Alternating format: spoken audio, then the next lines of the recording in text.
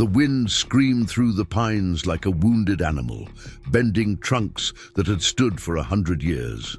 Snow fell not in gentle flakes, but in horizontal sheets, carving new landscapes with each passing hour.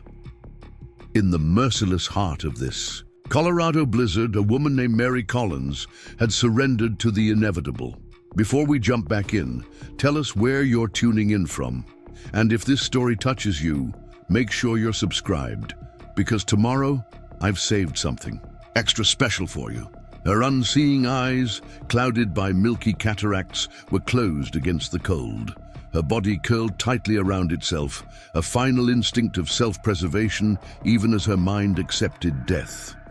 The snow began its quiet work of burial, patient and indifferent. 4 miles away, Thomas Redbird paused in his steady trek through the whiteout. Something pulled at his senses, a disturbance in the natural order that even the howling storm couldn't disguise. The Comanche tracker tilted his head, listening beyond the wind's fury to something else, something human. He'd been following game trails since childhood, reading stories written in broken twigs and displaced stones. Now, in his 40th winter, he could feel warmth where no warmth should exist, a fading human signature in the snow's cold manuscript. Mary Collins hadn't always been blind. She hadn't always been alone. She hadn't always been lost in a blizzard with nothing but her late husband's coat between her and the killing cold. Once she had been the schoolteacher in Pine Creek, beloved for her gentle patience and her talent for drawing forth potential from even the most reluctant students. She had been James Collins' wife, sharing coffee each morning and dreams each night in their cabin on the outskirts of town. She had embroidered pillowcases with flowers she would never see again and read books whose words now existed only in her memory. The blindness had come gradually over 3 years, a clouding veil that no doctor could lift. James had stayed by her side, becoming her eyes, describing sunsets and rearranging furniture so she could navigate by touch and memory. When pneumonia took him last winter, it took her anchor to the world as well. The town of Pine Creek had rallied briefly, bringing meals and company, but winter was hard on everyone, and good intentions gradually succumbed to the daily struggle of frontier survival. Mary had adapted with quiet dignity. She mapped her cabin by counting steps, identified her jars of preserves by their positions on shelves, and kept her mind sharp by reciting poetry aloud to the empty rooms.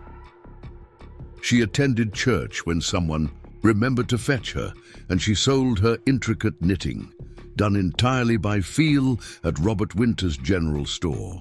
Her world had contracted to the dimensions of her cabin and the careful pathways she measured with her walking stick. This morning, she had set out for town with a bundle of knitted scarves to sell at the store. The air had been cold, but clear. When she left, counting her steps along the familiar trail, her walking stick testing the path ahead, she was halfway to town when the wind changed, carrying with it the scent of snow and the distant rumble of a storm front moving fast off the mountains. Mary had turned back immediately, but the storm was faster.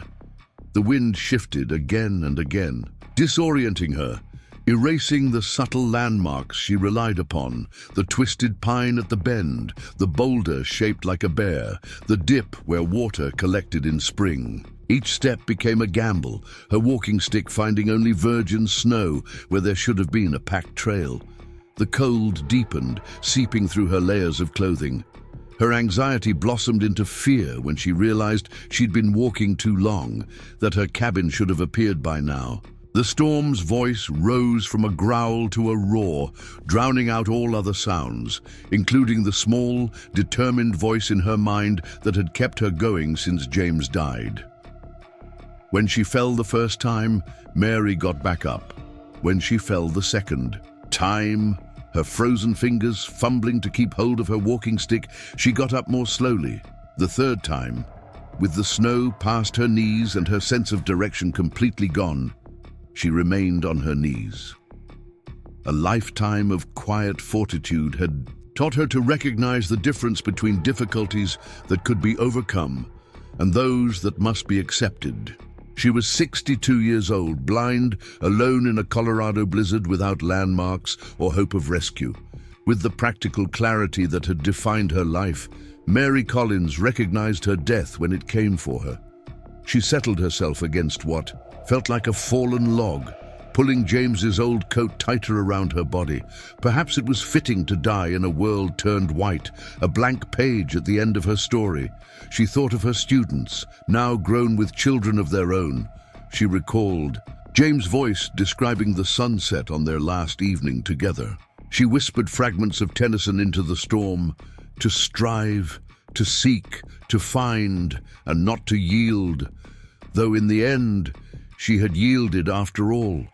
The cold became almost gentle as her body began to surrender its warmth. The snow fell like a blanket, and she closed her eyes, waiting for the final sleep. Thomas Redbird had been scouting the passes when the storm descended. The Comanche tracker had built a reputation in northern Colorado as the man to hire when you needed to find something, or someone in unforgiving terrain. Settlers, miners, and the U.S. cavalry had all employed his services, though they kept their distance socially, marking him as other even as they relied on his skills. He accepted their wariness as the price of existing between worlds, neither fully part of his Comanche heritage nor accepted into white society. He had been making his way back to Pine Creek when the blizzard struck, forcing him to navigate by his intimate knowledge of the landscape rather than by sight. The storm was bad, the worst he'd seen in years, but he moved with confidence, born of experience. Thomas had survived worse conditions with less preparation. His deerskin coat, lined with rabbit fur, kept his core warm. His moccasins, specially designed for winter travel, provided both insulation and traction. The pack on his back contained pemmican, flint, and a small coffee pot, simple tools for survival. The sensation came to him suddenly, a disruption in the storm's pattern, a presence where there should be none. Thomas stopped, closing his eyes to focus his other senses. The old ones had taught him that tracking was as much about feeling the land as seeing it. Despite the snow obscuring all physical signs, something tugged at his awareness. Years of tracking had honed his perception beyond what others might dismiss as superstition. He altered his course, moving in a widening spiral from his position. The wind cut through his clothing, but he barely noticed, focused entirely on the faint sense of human presence. 20 minutes of methodical searching brought him to a small rise where snow had gathered around a dark shape. At first, it appeared to be merely a fallen log dusted with white.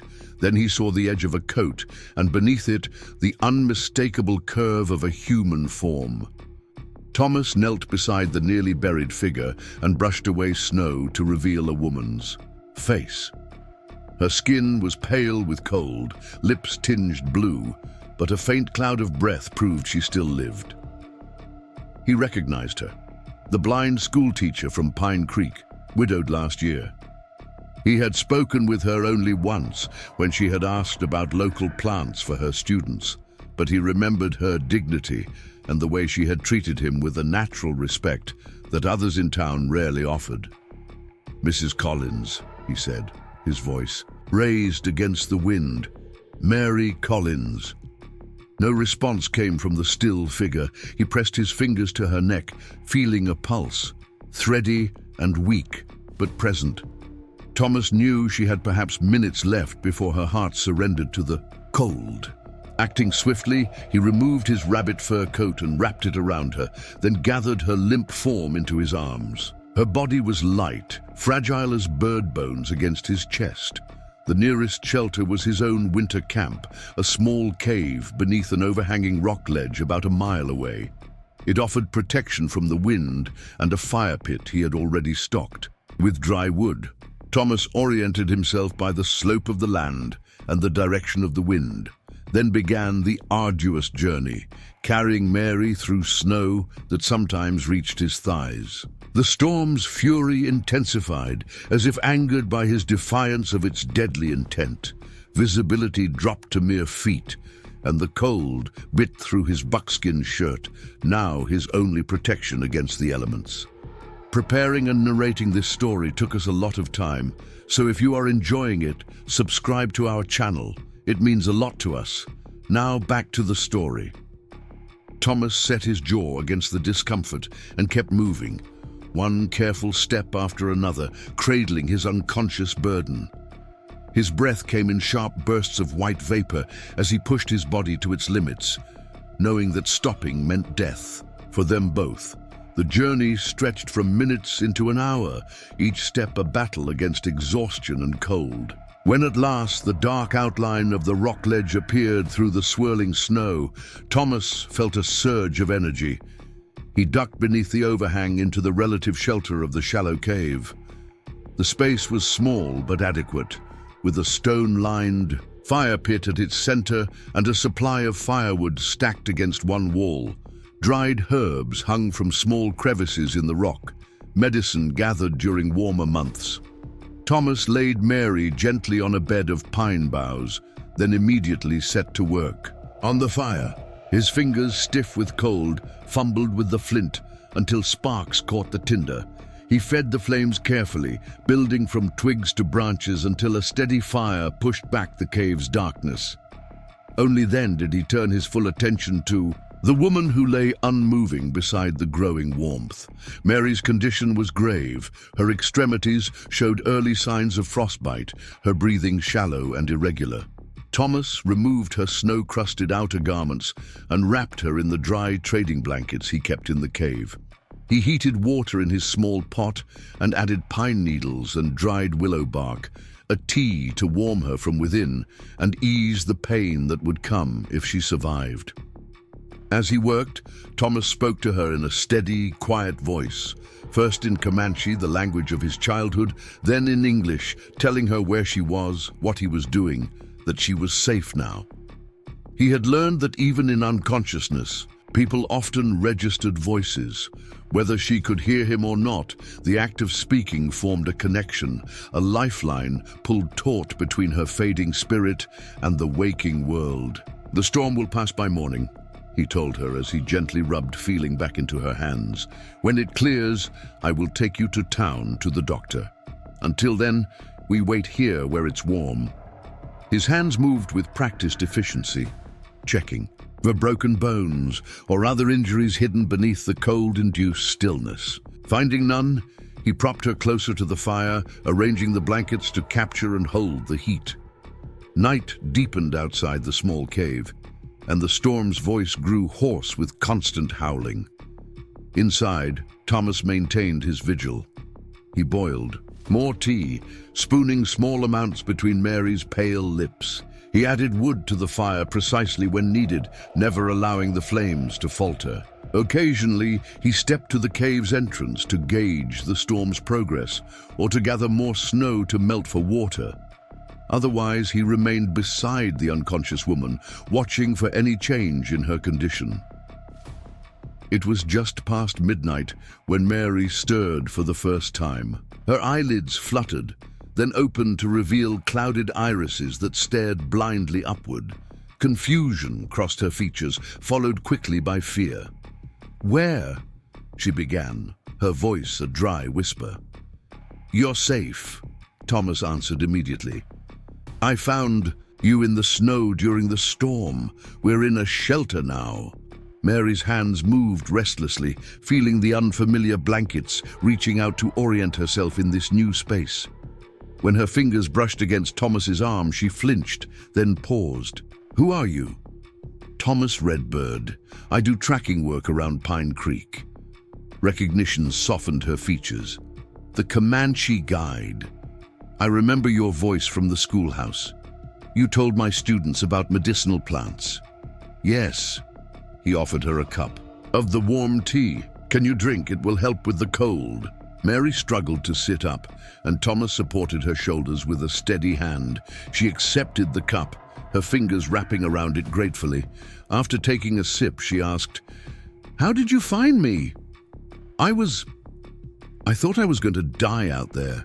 Thomas hesitated, knowing how his answer might sound to white ears. I felt your presence in the storm. Something pulled me in your direction. Thomas arranged the blankets more securely around her, then settled himself near the cave entrance, prepared to maintain watch through the remainder of the night. As promised, the storm began to abate with the approach of dawn. The wind's howl subsided to a whisper, and the snowfall thinned to delicate drifting flakes. The eastern sky lightened to pearl gray, then blushed with the first hint of sunrise. Thomas stepped outside to assess conditions, his moccasins breaking through the fresh crust of snow. The world had been transformed overnight. Familiar landmarks buried, trees bowed under white weight, the landscape simplified to essential shapes. The temperature had risen slightly with the coming of daylight, but the snow lay deep, too deep for an easy journey to town, especially with Mary's condition. Thomas considered their options carefully. The blind woman had survived the worst of the cold, but she remained weakened. Moving her through 3 miles of heavy snow might cause more harm than good. When he ducked back into the cave, he found Mary already awake, sitting upright with her hands extended toward the fire.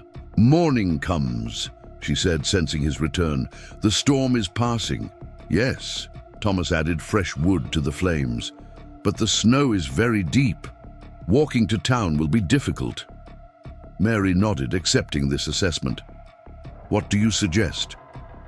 "There is a trapper's cabin about a mile from here, Jonas Wheeler's place. He's away this season, but the cabin is sound. We could rest there today and I could go to town for help once you're settled."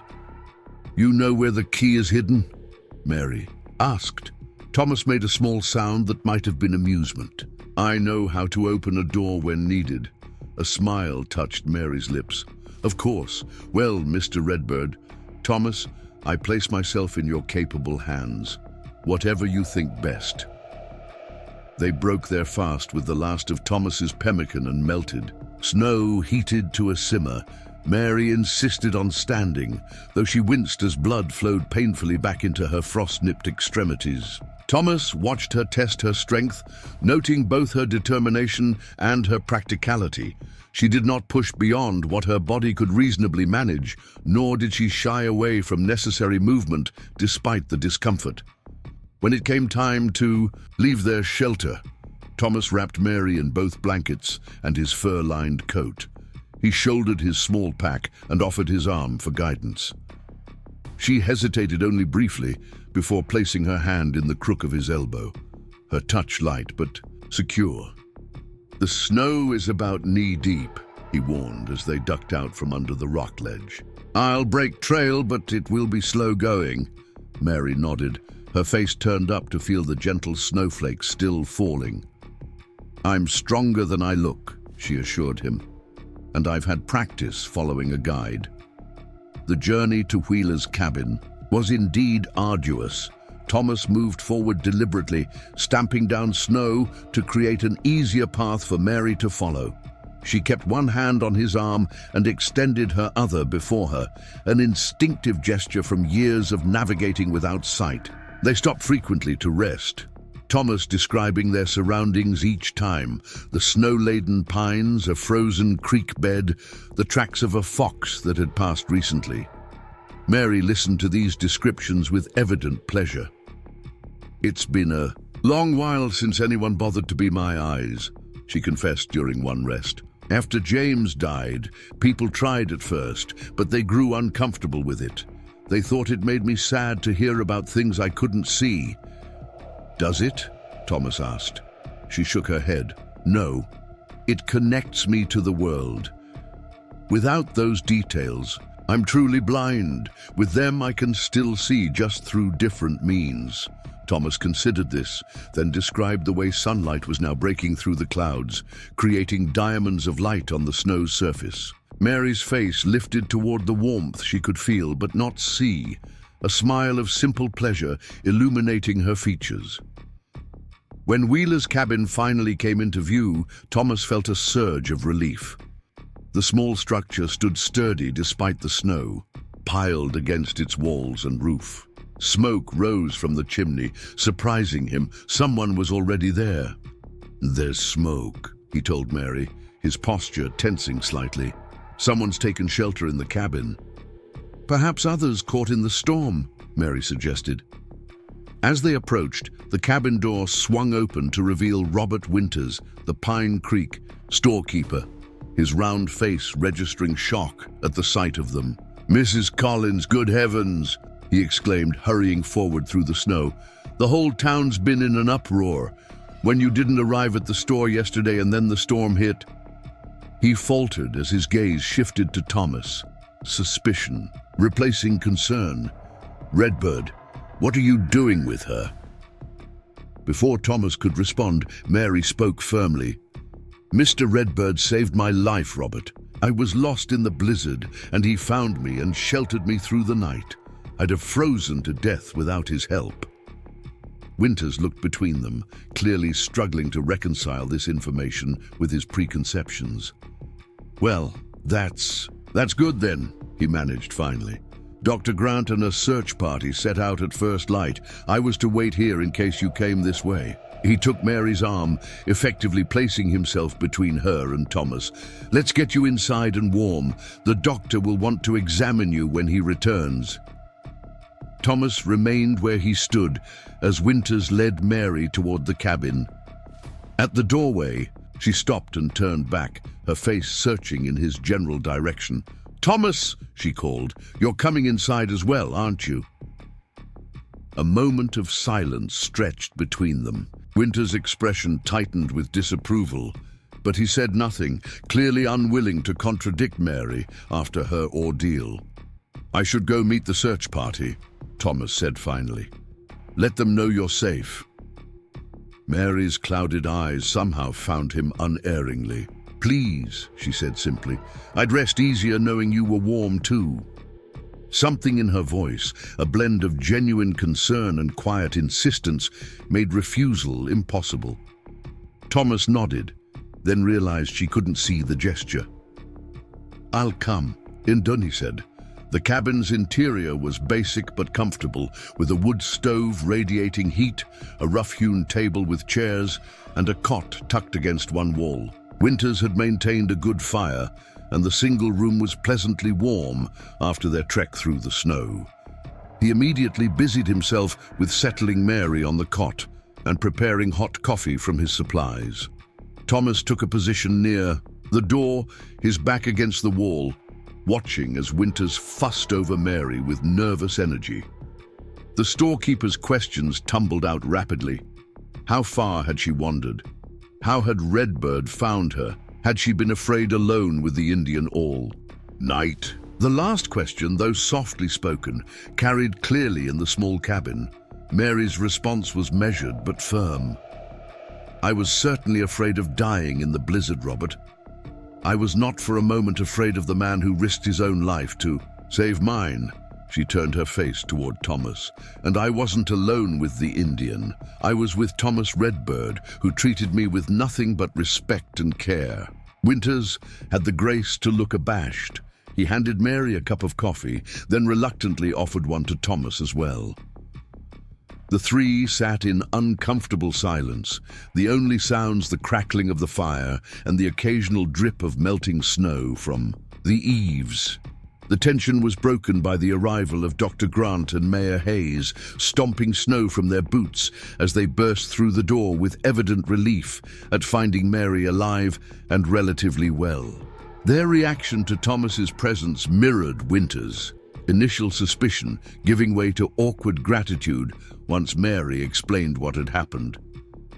Dr. Grant examined Mary thoroughly, confirming that while she suffered mild frostbite on her fingers and toes, she had escaped more serious injury thanks to Thomas's prompt rescue and proper care. The doctor was professional enough to acknowledge Thomas's role directly. "You knew exactly what to do," he remarked, inspecting the herbal poultice still wrapped around Mary's extremities. "This mixture probably saved her fingers. Where did you learn such treatment?" "My grandmother was a healer," Thomas replied simply, The doctor nodded, a flicker of genuine respect crossing his features. Well, your grandmother knew her business. Mrs. Collins is lucky you found her when you did. Mayor Hayes cleared his throat importantly. Yes, well, the town of Pine Creek is certainly grateful for your assistance, Redbird. Mrs. Collins is a valued member of our community. He reached into his pocket and produced several coins. Please accept this as token of our appreciation. Thomas looked at the offered money without moving to take it. There is no payment needed for helping another human being survive, he said quietly. The mayor's hand remained extended awkwardly for a moment before he withdrew it, clearly unsure how to respond to this rejection of his gesture. Mary, however, spoke into the uncomfortable silence. If Pine Creek wishes to show its appreciation, she said clearly, perhaps it could begin by using Mr. Redbird's proper name and speaking to him directly rather than about him when he's present in the room. Her words fell like stones into still water, creating ripples of discomfort among the men. Dr. Grant had the decency to look chagrined while Winters studied his coffee cup intently. Mayor Hayes tugged at his collar, his face reddening slightly. Of course, Mrs. Collins, you're quite right, the mayor managed finally. He turned to Thomas with visible effort. Mr. Redbird, on behalf of Pine Creek, I thank you for your heroic actions. Thomas inclined his head slightly, his expression revealing nothing of his thoughts. Mrs. Collins showed great courage, he responded. I merely had the skills needed for the situation. The conversation shifted to practical matters. How best to transport Mary back to town, who would stay with her during her recovery, what supplies were needed. Throughout these discussions, Thomas remained by the door, observing but rarely speaking. When arrangements were finalized for Mary to be taken to town on a makeshift sled, he prepared to depart. I'll check the trail ahead, he said, reaching for the door handle. Make sure it's clear for travel. Thomas, Mary called, halting him. She gestured for someone to help her up, and Dr. Grant reluctantly assisted her to her feet.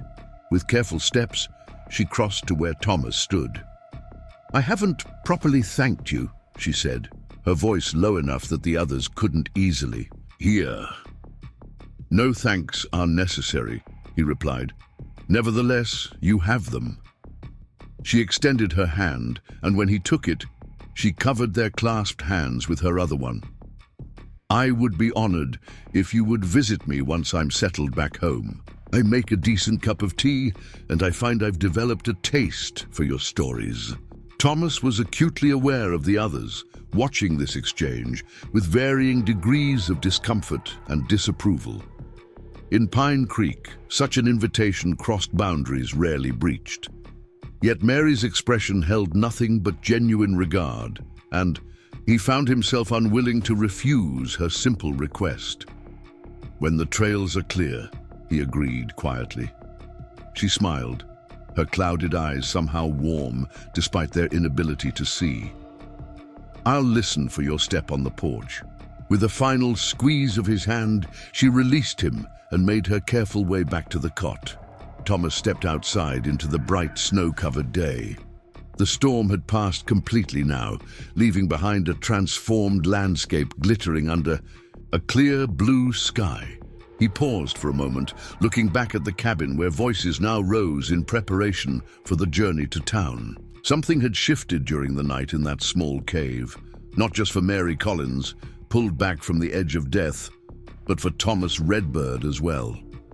For years, he had moved through these mountains as a shadow, useful but separate, acknowledged but never truly seen. In the blind woman's recognition, he had found something unexpected, the warmth of being fully visible to another human being, despite all the barriers of sight and society that should have made such seeing impossible. Thomas turned and began, breaking trail through the deep snow, creating a path for those who would follow. Behind him, the cabin door opened, and the voices of Pine Creek's respectable citizens spilled out into the clear mountain air. That is, you must realize the dangers. What I realize, Mary said evenly, is that I made one poor decision during unusual weather circumstances. That doesn't invalidate my ability to care for myself the rest of the time. Elizabeth intervened, smoothly, setting bowls of stew before them. There's time enough to discuss living arrangements later, Dr. Grant. For now, let's get some nourishment into Mary. She's had quite an ordeal. She placed a bowl before Thomas as well, her movement natural and unhesitating. You too, Mr. Redbird. You must be famished after breaking trail all morning. The stew was rich with root vegetables and salted venison, the bread still warm when sliced. They ate in an uneasy silence at first, broken only by Elizabeth's practical questions about Mary's immediate needs. Gradually, as the food worked its restorative magic, the tension in the room eased slightly. "Tell us, Mrs. Collins," Robert Winters said eventually, "how exactly did Redbird find you? It was a whiteout yesterday. Couldn't see 3 feet ahead." Mary set down her spoon. "As I understand it, Mr. Redbird sensed my presence somehow, a remarkable skill." Winters snorted softly. "Some would call it something else." "And what would you call it, Mr. Winters?" Mary asked, her voice suddenly sharp. "What would you call the ability that saved my life when no one else even knew I was missing until hours later?" The storekeeper had the grace to look abashed. "I just meant, well, it's unusual, isn't it? Finding someone in a blizzard like that." "I followed disruptions in the snow pattern," Thomas said quietly, speaking for the first time since entering the church. "Wind moves differently around a body, creates patterns." Dr. Grant looked skeptical.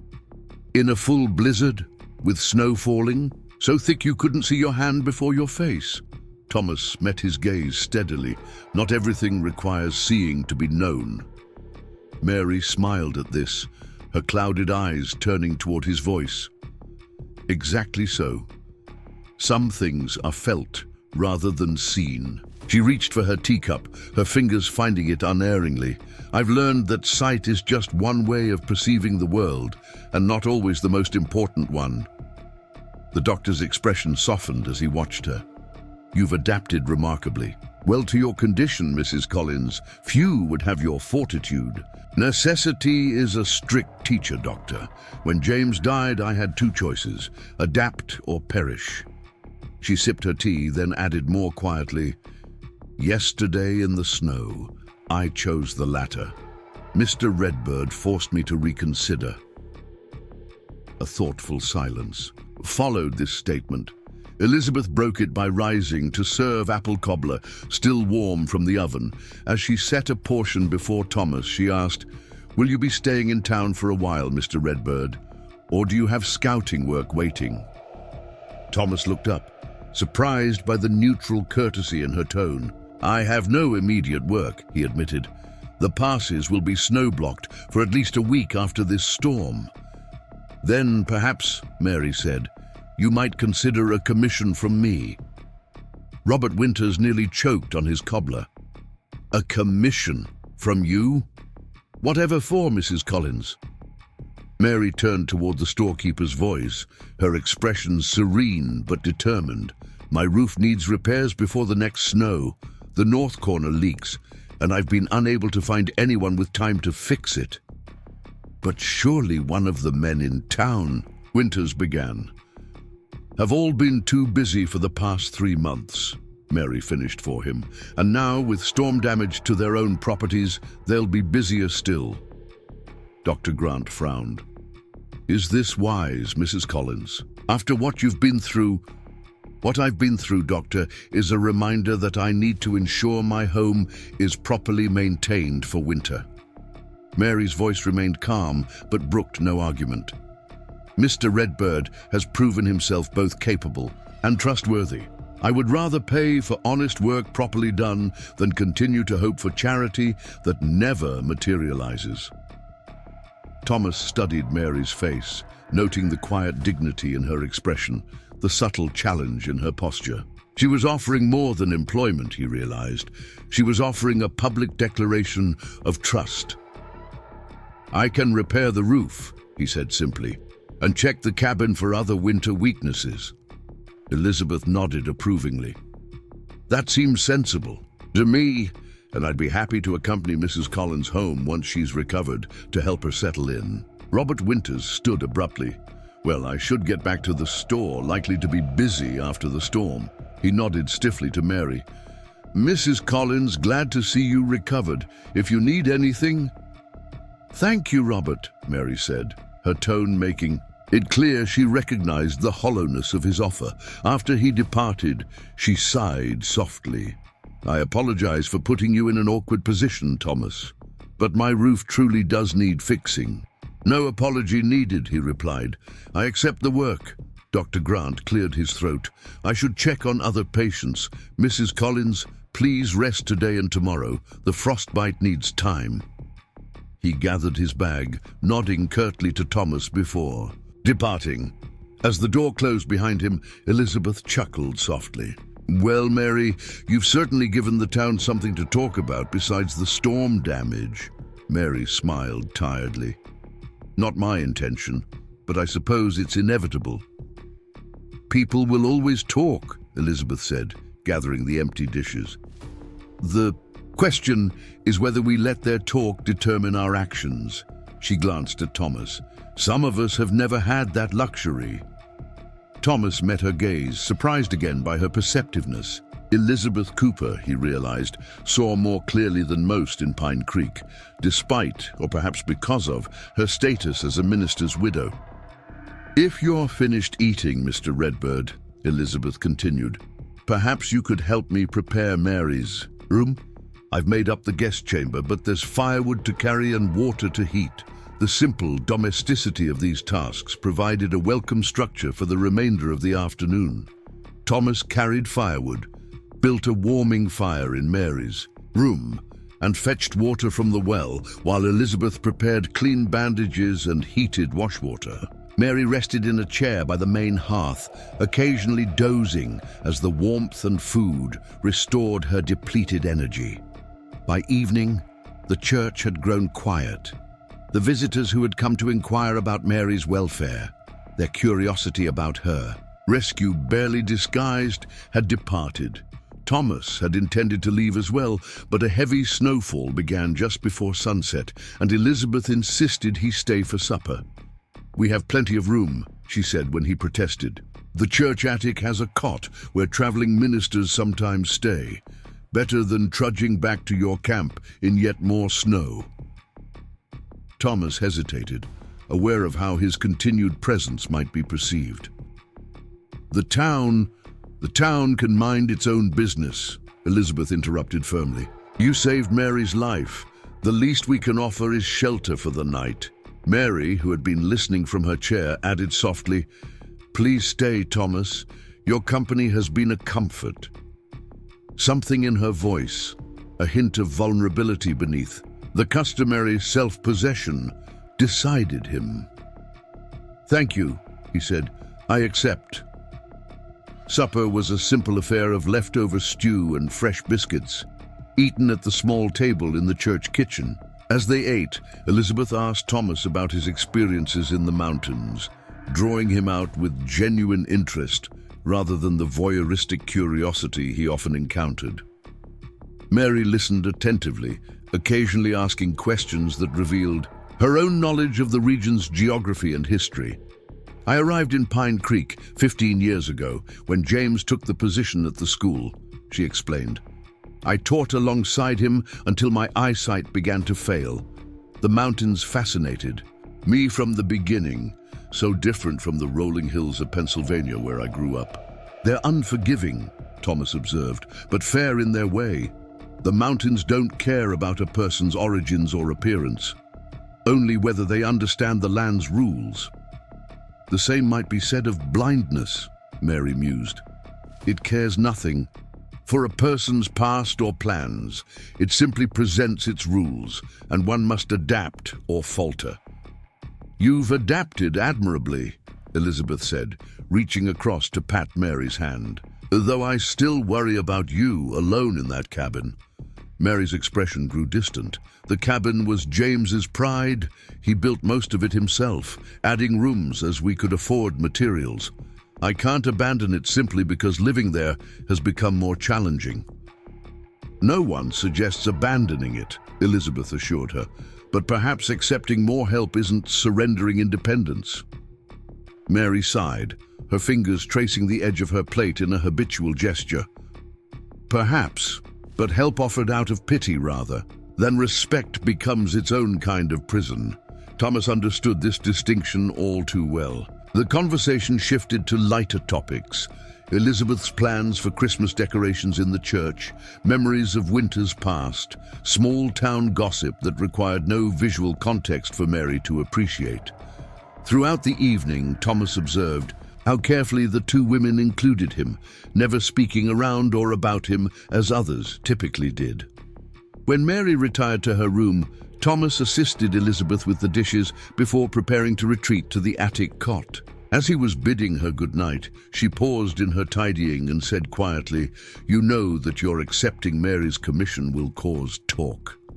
It wasn't a question, but Thomas nodded. "Yes, and you accepted anyway." "Her roof needs repair." Elizabeth studied him, her grey eyes shrewd. "Mary Collins is one of the finest people in this town. After she lost her sight and then James, many here didn't know what to do with her. They admired her courage, but found her continued independence unsettling. It reminded them too clearly of how quickly circumstances can change." Thomas considered this. "And my helping her will unsettle them further." Elizabeth smiled slightly. "Which may not be a bad thing. This town could use some unsettling of its comfortable assumptions." She resumed her work, adding over her shoulder, "The attic stairs are behind the door. To the left of the pulpit. There are extra blankets in the trunk beneath the cot." The attic was cold, but not uncomfortably so, with a small window that overlooked the town square. Thomas stood at this window for a long time, watching as lights winked out one by one in Pine Creek's buildings. Snow continued to fall, gentler now, adding fresh inches to the already substantial accumulation. The town appeared peaceful beneath, its white blanket, all its prejudices and divisions temporarily obscured. Finally, he turned from the window and prepared for sleep, stretching out on the narrow cot with a trader's blanket pulled up to his chin. The church creaked and settled around him, its wooden bones adjusting to the night's deepening cold. Thomas listened to these sounds, mapping the building in his mind as he did with all shelters, noting exits and potential dangers out of long habit. He had nearly drifted to sleep when he heard it. A soft sound from below, barely audible. He rose silently and moved to the attic door, listening. After a moment, he identified the sound, Mary's voice, raised in the cadence of a nightmare. Without conscious decision, he descended the narrow stairs and made his way to her door. He hesitated there, aware of the impropriety of entering a woman's room at night, especially in a church. But another sound, a half-stifled cry of distress, decided him. He knocked gently, then opened the door. The room was dimly lit by banked coals in the small fireplace. Mary sat upright in bed, her white-streaked hair loose around her shoulders, her unseeing eyes wide with the remnants of terror. "Who's there?" she asked, her voice unsteady. "Thomas," he answered, remaining by the door. "I heard. You seemed distressed." Mary exhaled shakily, her hands gripping the quilt. "A dream. I was back in the snow, but no one came. I kept calling, but—" She trailed off, then managed a weak smile. "Foolish, I know." "Not foolish," Thomas said quietly.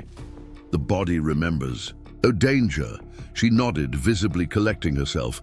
"I'm sorry to have disturbed you." "You didn't." He hesitated, then asked, "Would you like me to rebuild the fire? The room has grown cold." Mary considered this, then nodded. "Yes, please, if you don't mind." Thomas moved to the fireplace, adding small pieces of kindling to the coals and gently encouraging the flames. The domestic task helped dispel some of the tension in the room, replacing the intimacy of interrupted nightmares with the practical comfort of warmth. When the fire was burning steadily, he straightened and turned to find Mary still watching, him with her sightless gaze. "Thomas," she said softly, "would you tell me another story, like you did in the cave? It helped me then, to have a voice to follow through the darkness." The request was innocent, yet somehow deeply personal. Thomas thought of refusing, of returning to the safe distance of the attic. But something in Mary's expression, a vulnerability she rarely showed to others, made such refusal impossible. "What kind of story?" he asked, settling into the chair beside her bed. "Something about the mountains," she suggested. "Something that requires no sight to understand." Thomas considered, then began speaking in a low, steady voice. He told her about the changing voice of the wind before dawn, how it whispered differently through pine needles than through aspen leaves.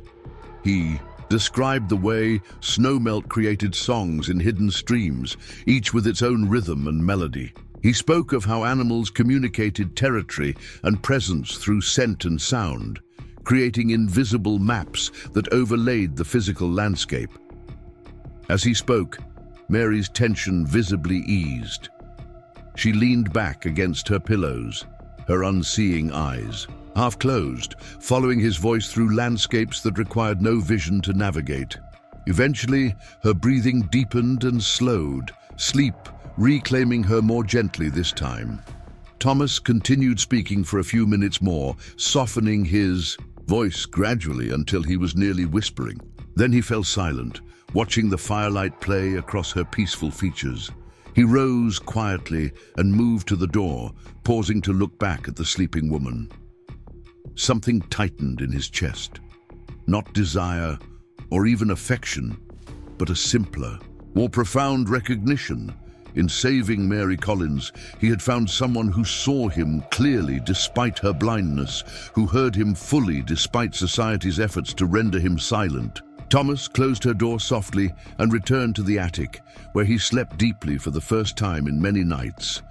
Morning brought clear skies and brilliant sunshine that transformed Pine Creek into a dazzling landscape of white-covered roofs and glistening icicles. Thomas rose early, assisted Elizabeth with breakfast preparations, and was halfway through his meal when Mary appeared in the kitchen doorway, dressed in a simple blue dress borrowed from Elizabeth, her hair neatly braided and pinned.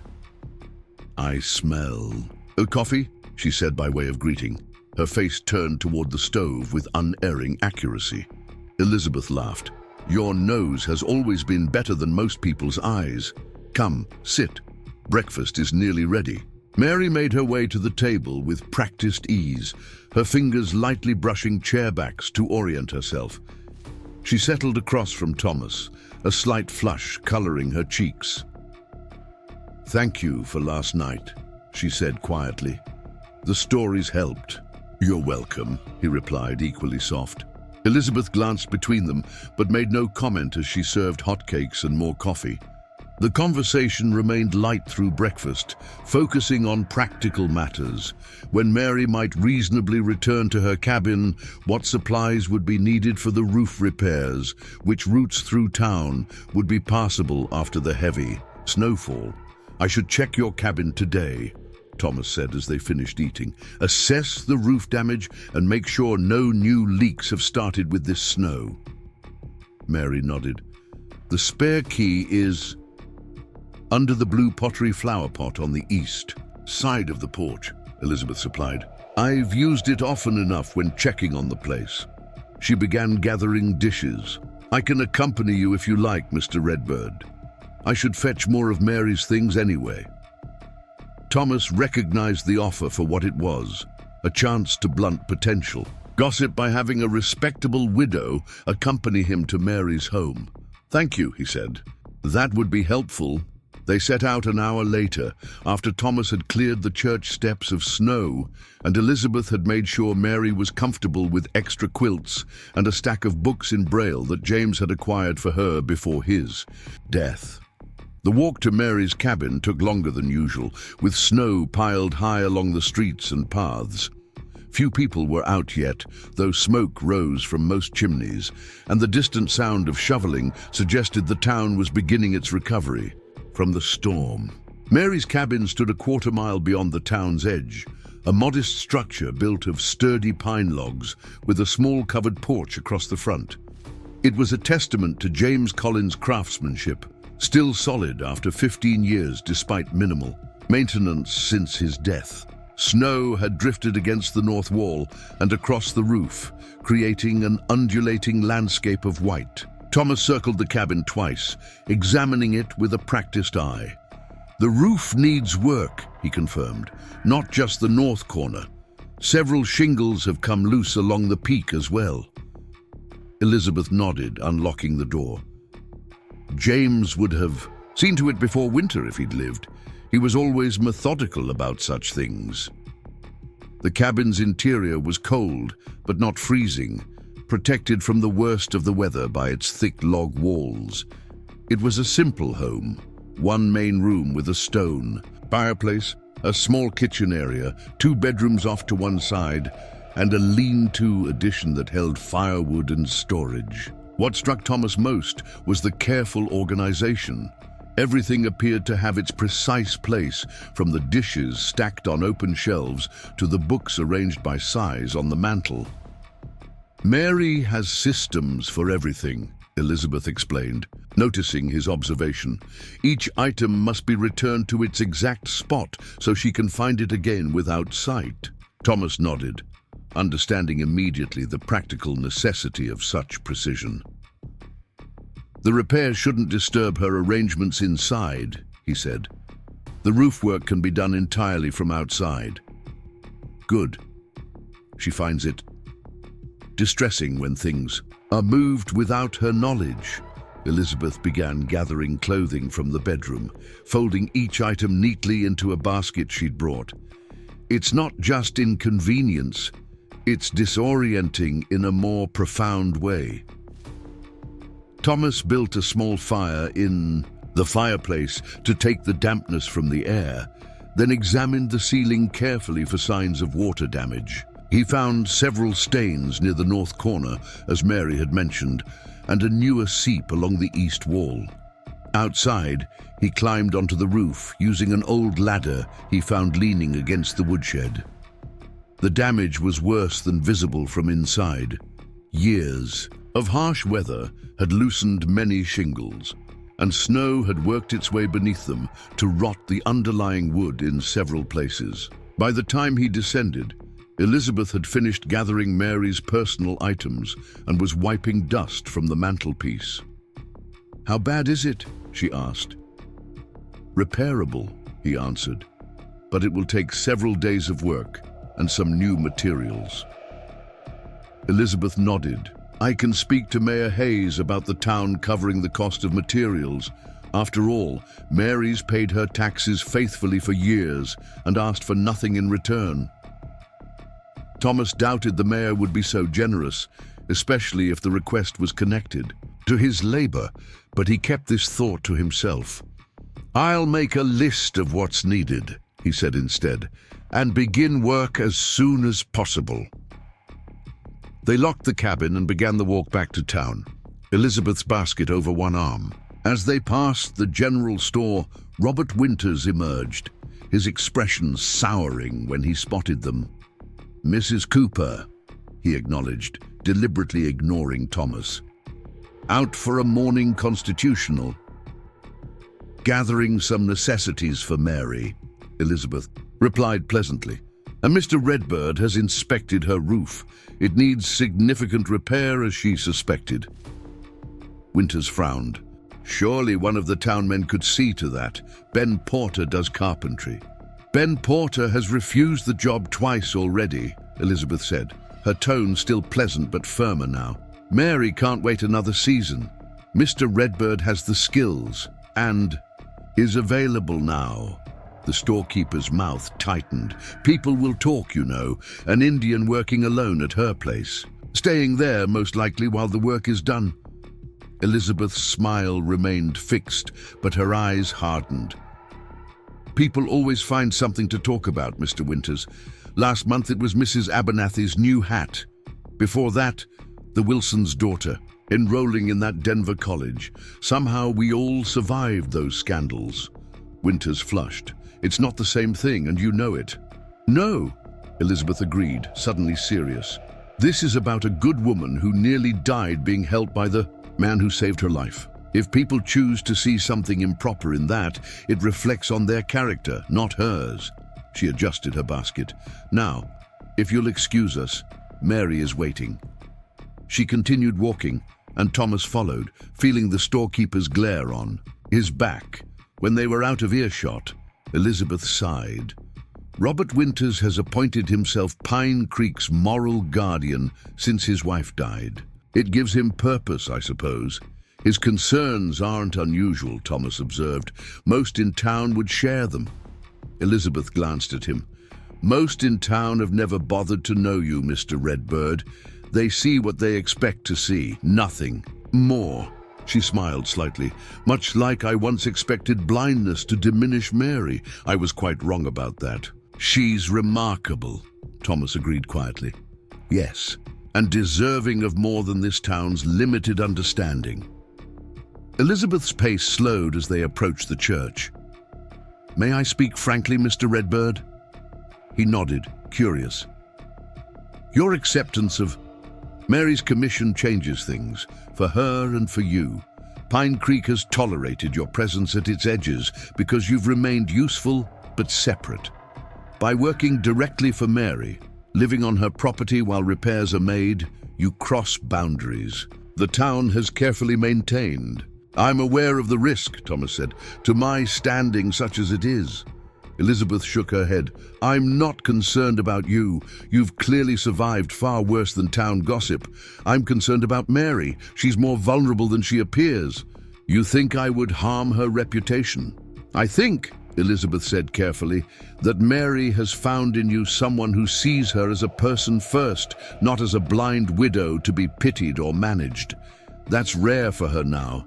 She may become attached to that recognition. Thomas understood the warning beneath her words. I have no intention of taking advantage of her gratitude.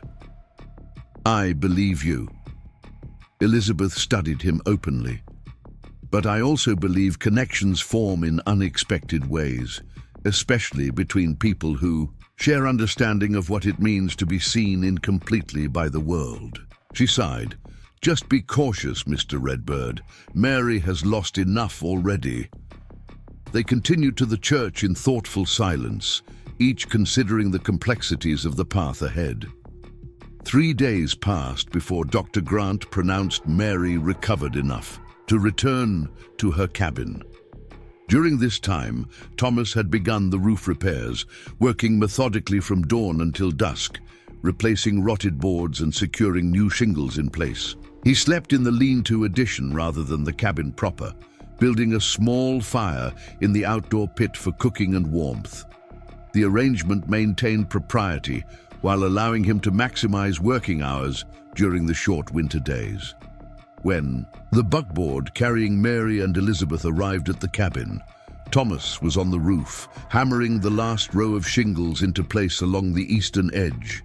He paused in his work, watching as Dr. Grant helped Mary down from the wagon with excessive caution, his hands hovering near her elbow as if she might shatter at any moment.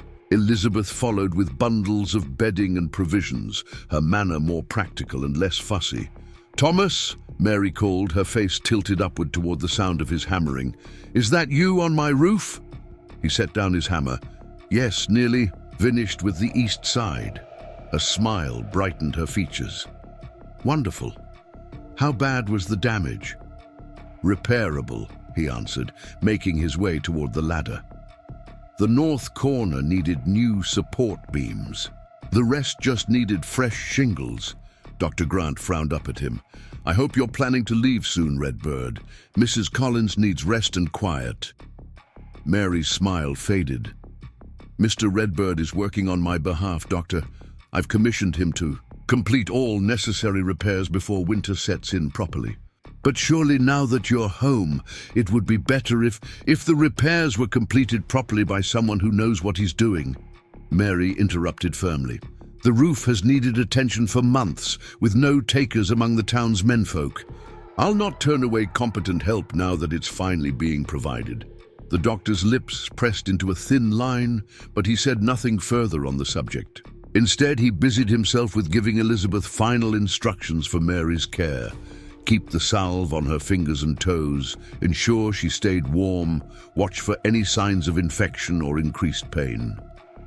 Elizabeth nodded patiently, though Thomas suspected she was merely humoring the doctor's need to assert his authority.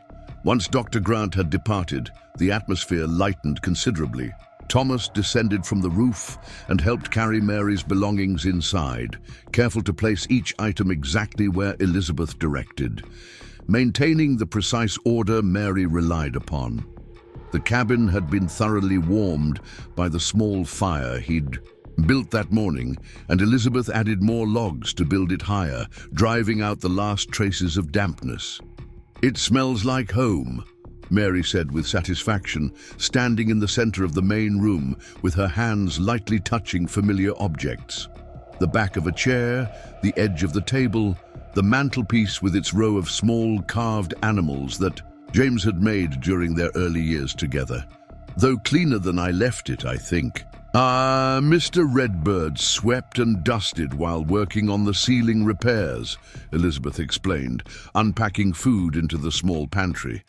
"Everything is exactly where it should be, just less dusty." Mary turned toward the sound of Thomas working near the door, her expression softening. "Thank you. Many wouldn't have thought of the importance of keeping things in their places." Thomas secured the latch he'd been fixing on the front door. "I understand the need for order," he said simply. "When tracking disruption of natural patterns stands out, I imagined it might be similar for you, noticing when things aren't where they should be." "Exactly so," Mary agreed, genuine pleasure in her voice at being understood so precisely. She moved to her rocking chair with practiced steps, settling into it with a small sigh of contentment. "It's good to be home." Elizabeth bustled about preparing a light meal, chatting easily about town news, minor damage from the storm, preparations for Christmas still 6 weeks away, Widow Parker's youngest daughter becoming engaged to a cattle rancher from near Denver. Mary listened with interest, asking occasional questions, while Thomas continued his work on various small repairs inside the cabin. The afternoon passed in this comfortable domestic rhythm. As evening approached, Thomas built up the outdoor fire and prepared to retire to the lean-to. Elizabeth, who planned to stay with Mary for the first few nights, stopped him as he was gathering his tools. "You've done fine work here, Mr. Redbird," she said, her voice pitched low enough that Mary, humming softly by the indoor fire, couldn't overhear. "Will you be able to finish the roof tomorrow?" "Weather permitting," he confirmed. "Then there's the chimney to check, and the north wall needs some chinking replaced before the temperature drops again." Elizabeth nodded. Mayor Hayes approved payment for the materials, though not without considerable grumbling.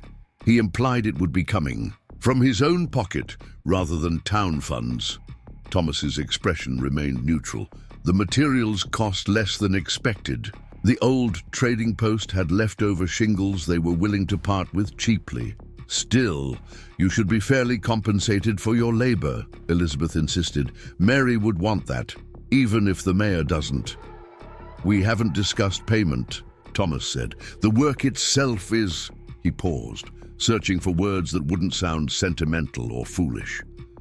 Elizabeth smiled slightly. "Satisfaction enough for now?"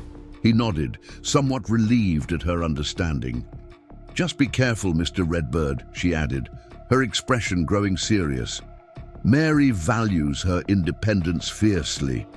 Help offered too insistently becomes its own, and kind of control, even when well-intentioned. Thomas considered this. You think I risk overstepping? I think, Elizabeth said carefully, that you both exist outside Pine Creek's comfortable categories. That creates a bond, but also certain vulnerabilities. She glanced back at Mary, who had begun preparing her knitting by feel, fingers sorting through yarn with practiced precision. Just remember that Mary's blindness doesn't diminish her perceptiveness. She will know if you act from pity rather than respect. I don't pity her, Thomas said, perhaps more sharply than intended. Elizabeth's smile returned. No, I don't believe you do. That may be the greatest gift you can offer her. She patted his arm lightly, then returned to the cabin, leaving Thomas to ponder her words as he settled into his sparse quarters for the night. The lean-to was cold, but adequate, with a thin pallet he'd constructed from pine boughs covered with his bedroll. Through the cabin wall he could hear the murmur of women's voices, Elizabeth's clear and expressive, Mary's softer but equally animated. Occasionally, laughter filtered through, a domestic sound he rarely encountered in his solitary life. The simple normality of it struck him with unexpected force, the comfort of human connection, of conversation that expected nothing beyond the pleasure of exchange. Thomas lay awake longer than usual, listening to these sounds gradually fade. As the women retired for the night, even in silence, the cabin emanated a sense of sanctuary that the lean-to, for all its practicality, could not match. It wasn't the physical comfort he found himself missing, but the belonging that Mary and Elizabeth shared. The easy understanding between people with common experiences and memories. The next morning dawned clear and cold, with frost limning, every surface and breath visible in the crisp air. Thomas rose before sunrise, built up his small fire, and prepared coffee in his battered pot. He was halfway through a breakfast of jerky and hardtack when the cabin door opened and Mary emerged, wrapped in a heavy shawl. "Good morning," she called, her face turned toward his fire with unerring accuracy.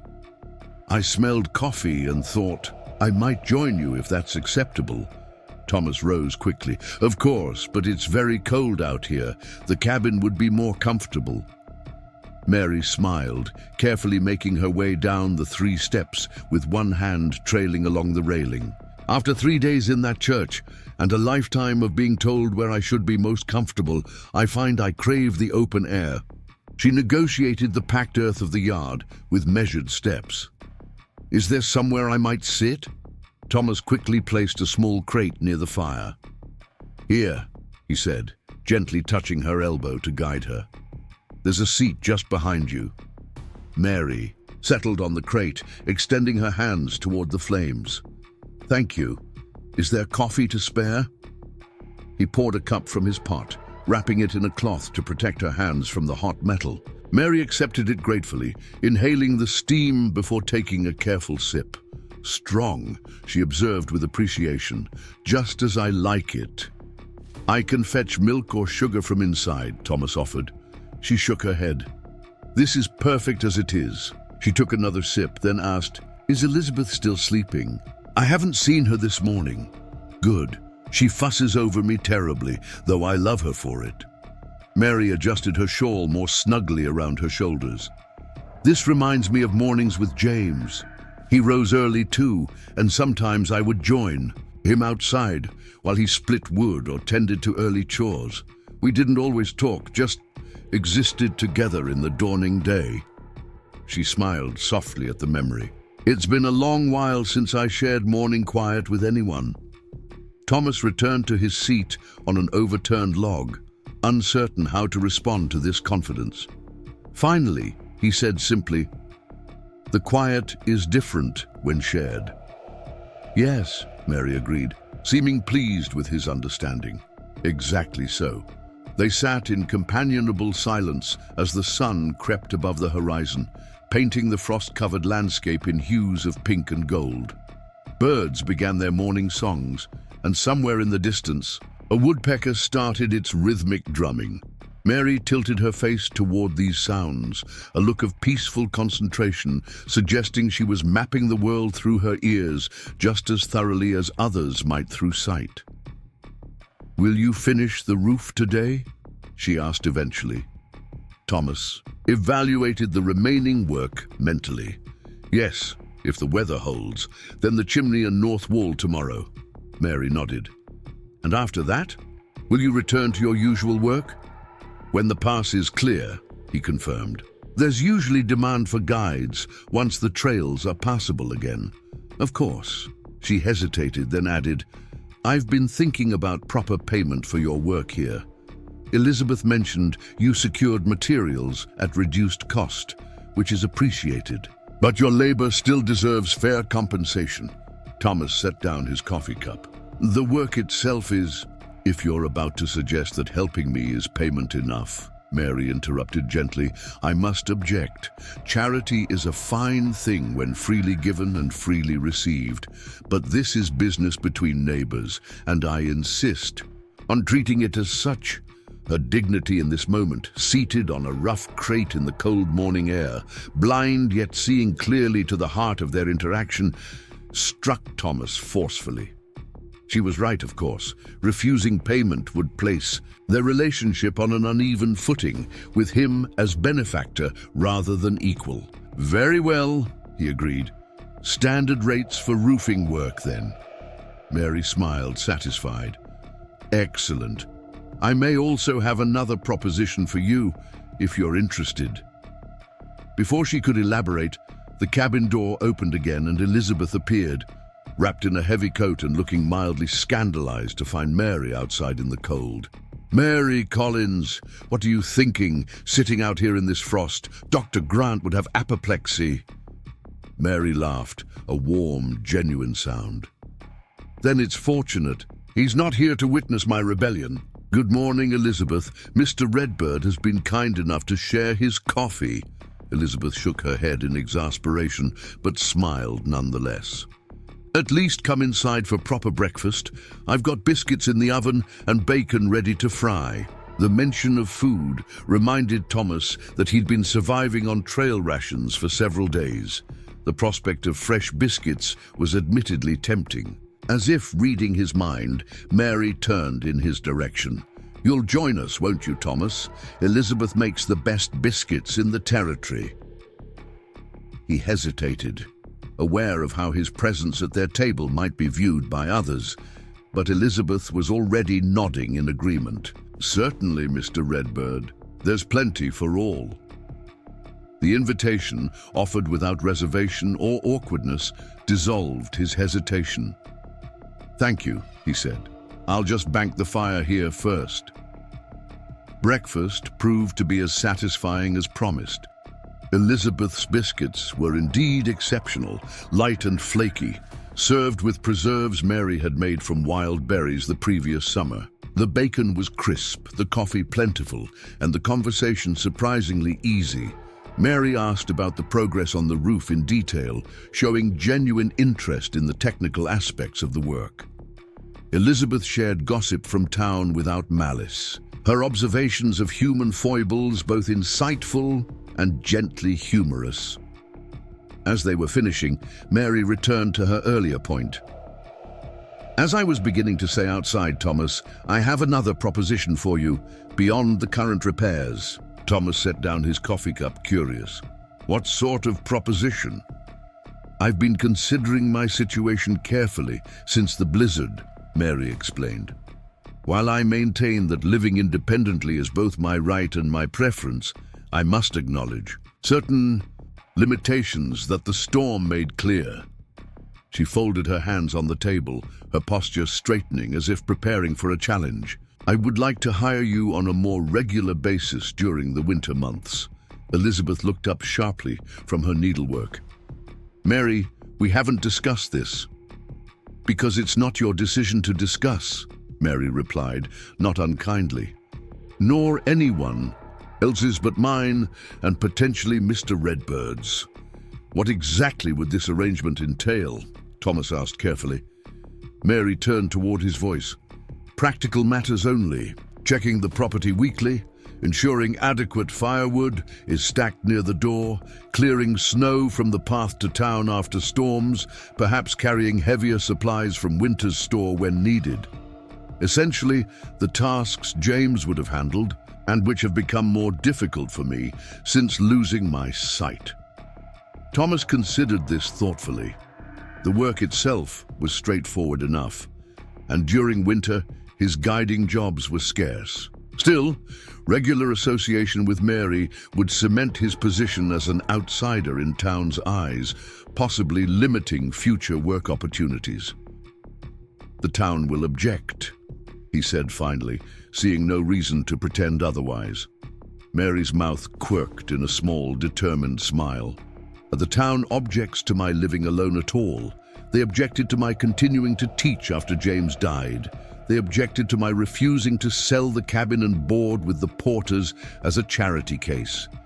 Yet here I remain, doing precisely what I know, to be right for my own life." "This is different, Mary," Elizabeth interjected gently. "You know it is. A single woman, even a widow, employing a man who isn't white," Mary finished bluntly, "or who doesn't conform to Pine Creek's narrow definition of respectability. If we're to speak of this honestly, let's use honest terms." Elizabeth sighed. "I'm simply concerned about your standing in the community. You depend on them for certain things, purchasing your knitting, providing occasional assistance. And I'm proposing to depend less on unreliable charity by establishing a business arrangement with someone who has proven both capable and trustworthy." Mary's voice remained calm but firm. "The community's comfort with my choices has never been my primary concern." Thomas watched this exchange with interest, noting the strength beneath Mary's gentle manner. She spoke of independence not as an abstract principle, but as practical necessity, the foundation of dignity rather than mere preference. "I would need to maintain my other work when available," he said finally. "Guiding, tracking, the occasional hunting contract with the army," Mary nodded. "Of course. I'm suggesting a limited arrangement, perhaps 1 or 2 days a week, with additional days after storms. Payment would be fair market rate for similar work," Thomas calculated quickly. The proposed arrangement would provide welcome stability during lean winter months, without preventing him from accepting more lucrative assignments when available. More importantly, it would be an honest exchange of value, his labor for her payment, rather than the complicated dance of obligation and gratitude that often characterized his interactions with white settlers. "I accept," he said simply. Mary's smile was immediate and genuine. "Excellent. Shall we consider it a trial arrangement until spring? We can reevaluate then." "That seems sensible." Elizabeth shook her head, clearly still concerned but unwilling to argue further. "Well, if you're both determined, I suppose my role is to support the decision and help manage the inevitable gossip." "No one better qualified for that task," Mary said affectionately. "You've been deflecting Pine Creek's opinions on my behalf for years." The conversation shifted to practical details: which days Thomas would come, what specific tasks needed regular attention, how payment would be handled. By the time they'd finished, the morning was well advanced, and Thomas returned to the roof to complete his work there, leaving the women to their domestic tasks. The remainder of the day passed in steady labor. Thomas finished the east side of the roof by mid-afternoon, then began inspecting the chimney for loose mortar or blockages. Inside, Mary and Elizabeth prepared food, aired bedding, and sorted through supplies to determine what would be needed from town before Elizabeth departed the next day. As evening approached, Thomas completed his work on the chimney and began gathering tools, intending to retire early in preparation for a dawn start on the north wall repairs. Mary appeared at the cabin door just as he was stacking firewood near his lean-to shelter. "Will you join us for supper?" she asked. Elizabeth has made a venison stew that smells wonderful. Thomas hesitated. Sharing breakfast had seemed an acceptable exception to his usual practice of keeping distance. Adding supper suggested a pattern, a level of integration into Mary's household that might cause problems for her. Mary seemed to sense his hesitation. If you're concerned about appearances, Thomas, consider that you'll soon be a regular presence here anyway. Better for the town to become accustomed to it gradually than to react to sudden change. Put that way, her invitation made practical sense. Still, he felt obligated to voice his concerns directly. Your association with me may create difficulties. For you. Mary's expression softened. Do you imagine I haven't considered that? I weighed those potential difficulties against the benefits of your assistance and found them insignificant by comparison. She smiled slightly. Besides, I've never been particularly skilled at conforming to others' expectations. Just ask Elizabeth. The simple dignity in her stance, a blind woman standing alone on her porch, making clear-eyed decisions about her own life, despite the town's certain disapproval, settled the matter for Thomas.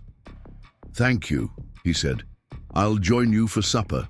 The meal was indeed excellent, the venison tender and flavorful, accompanied by root vegetables from Mary's small cellar.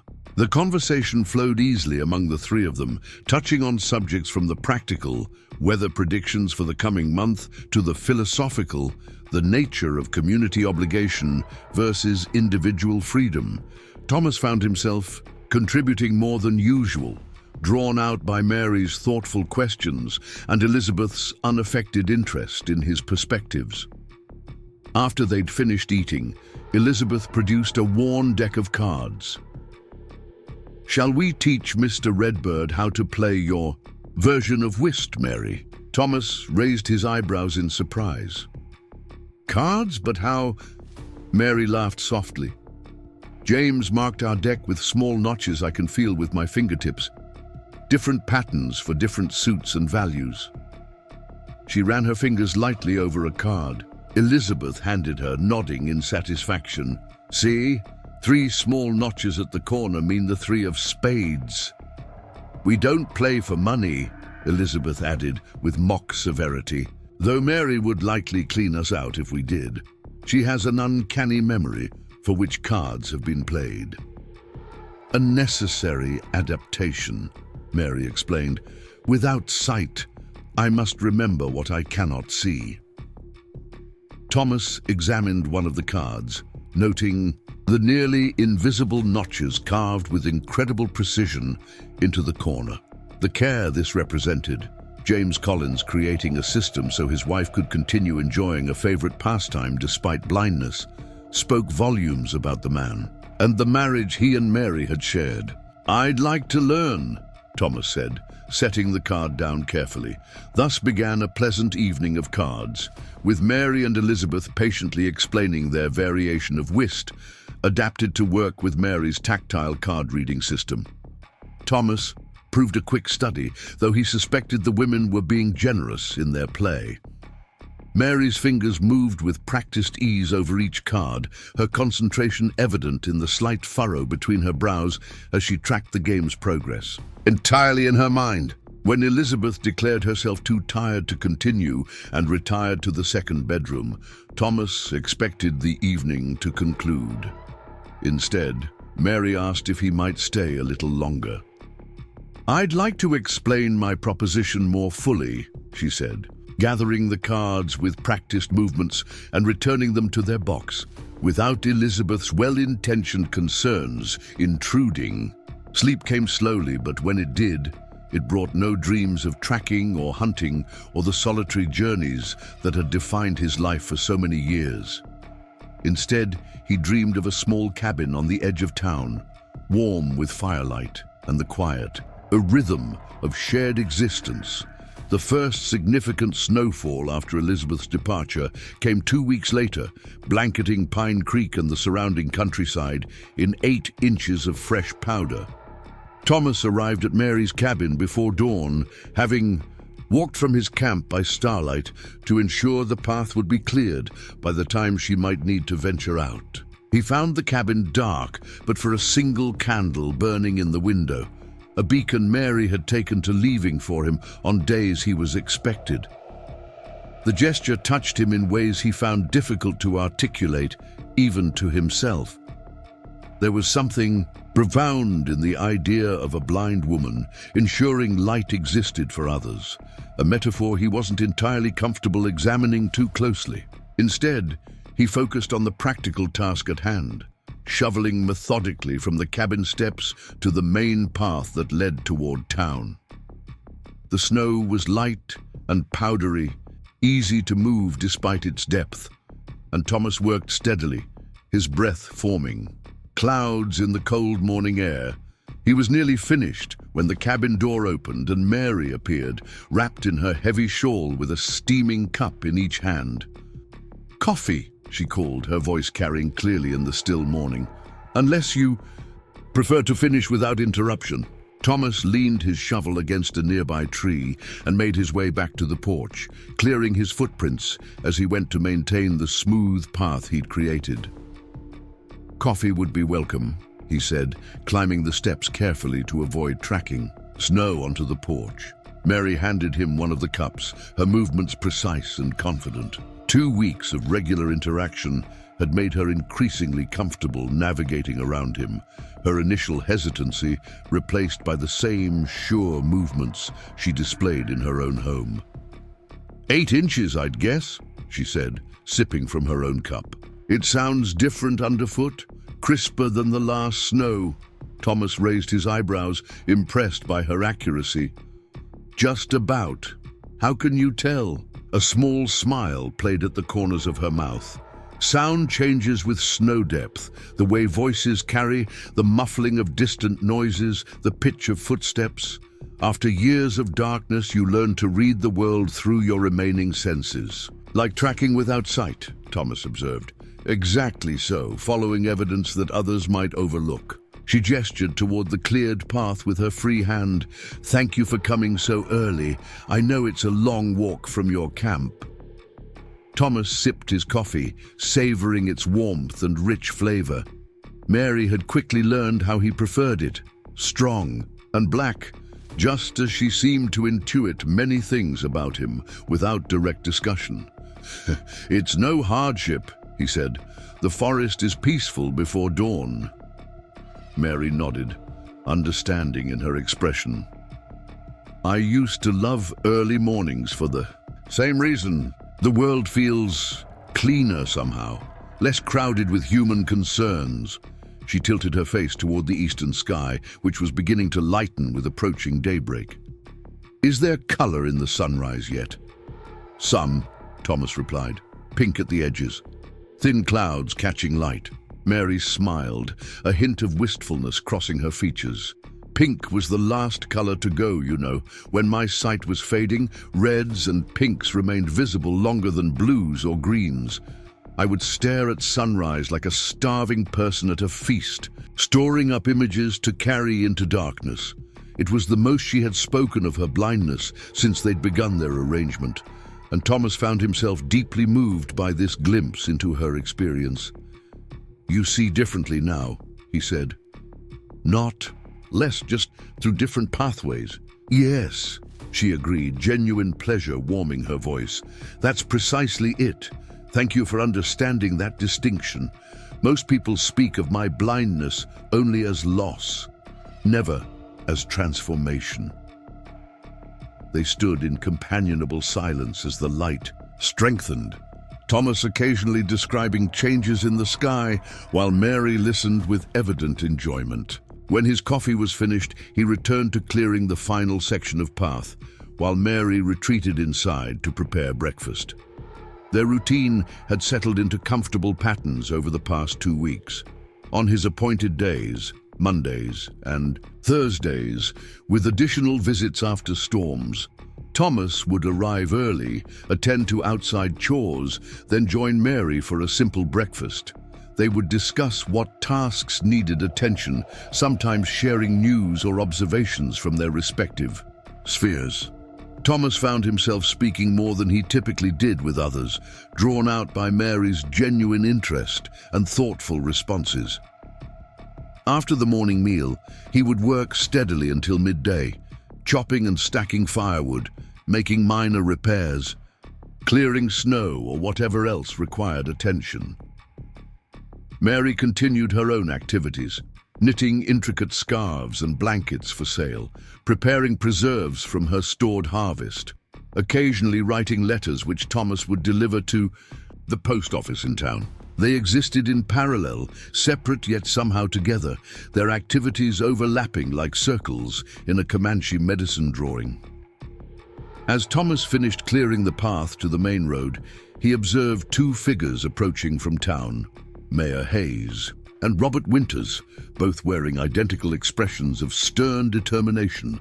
Their appearance was not entirely unexpected. The town had been quietly seething about his regular presence at Mary's cabin, the gossip circulating through church meetings and store conversations. Thomas had been waiting for this direct confrontation, mentally preparing for it since the day he'd agreed to Mary's proposition. He set his shovel aside and went to the cabin door, knocking lightly. "Mary," he called, "Mayor Hayes and Mr. Winters are coming up the path." Mary appeared a moment later, her expression composed. "Ah, I wondered when this would happen. Are they looking particularly righteous this morning?"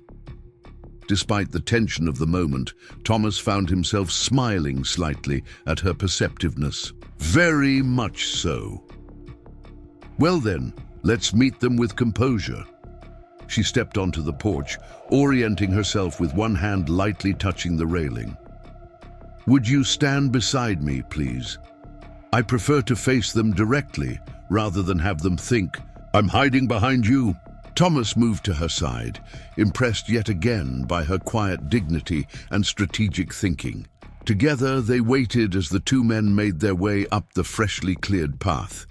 "Good morning, Mayor Hayes, Mr. Winters," Mary called when they were within comfortable speaking distance. "What brings you out so early on a snowy morning?" Mayor Hayes cleared his throat importantly. "Mrs. Collins, we've come on a matter of some concern to the town council." His gaze shifted to Thomas, his disapproval evident. "Perhaps we might speak privately?" "Mr. Redbird is currently in my employ," Mary replied smoothly. "Anything concerning my household can be discussed in his presence." The mayor's mouth tightened. "That's precisely the matter we've come to address. There has been considerable concern about your arrangement with Redbird here, a woman in your position." "My position," Mary interrupted, her voice still pleasant but with a new edge. "Do you mean my position as a tax-paying property owner? Or perhaps my position as a widow who has maintained her independence despite challenges? I'm not entirely clear which position you're referring to, Mayor." Hayes shifted uncomfortably. "Now, Mary, there's no need for that tone. We're here out of concern for your welfare and reputation. A single woman employing a man of Redbird's background, it creates talk." "I see," Mary said. "And naturally, preventing talk is more important than ensuring I have adequate firewood and a safe path to town." Robert Winters stepped forward. "That's not fair, Mrs. Collins. Any number of men from town would be willing to help with those things. Ben Porter specifically mentioned. Ben Porter has refused my offers of paid work 3 times in the past year," Mary stated flatly. "As have the Wilkerson boys, young Samuel Grant and Mr. Finch's sons, only when I found someone willing to accept fair payment for honest work. Do you suddenly appear concerned about my welfare?" The mayor tugged at his collar, clearly unprepared for Mary's direct approach. "It's not just about the work itself, Mrs. Collins. It's about propriety. A man spending so much time at your property, sometimes when you're alone, it doesn't look right." Thomas remained silent throughout this exchange, recognizing that his intervention would only strengthen their opposition.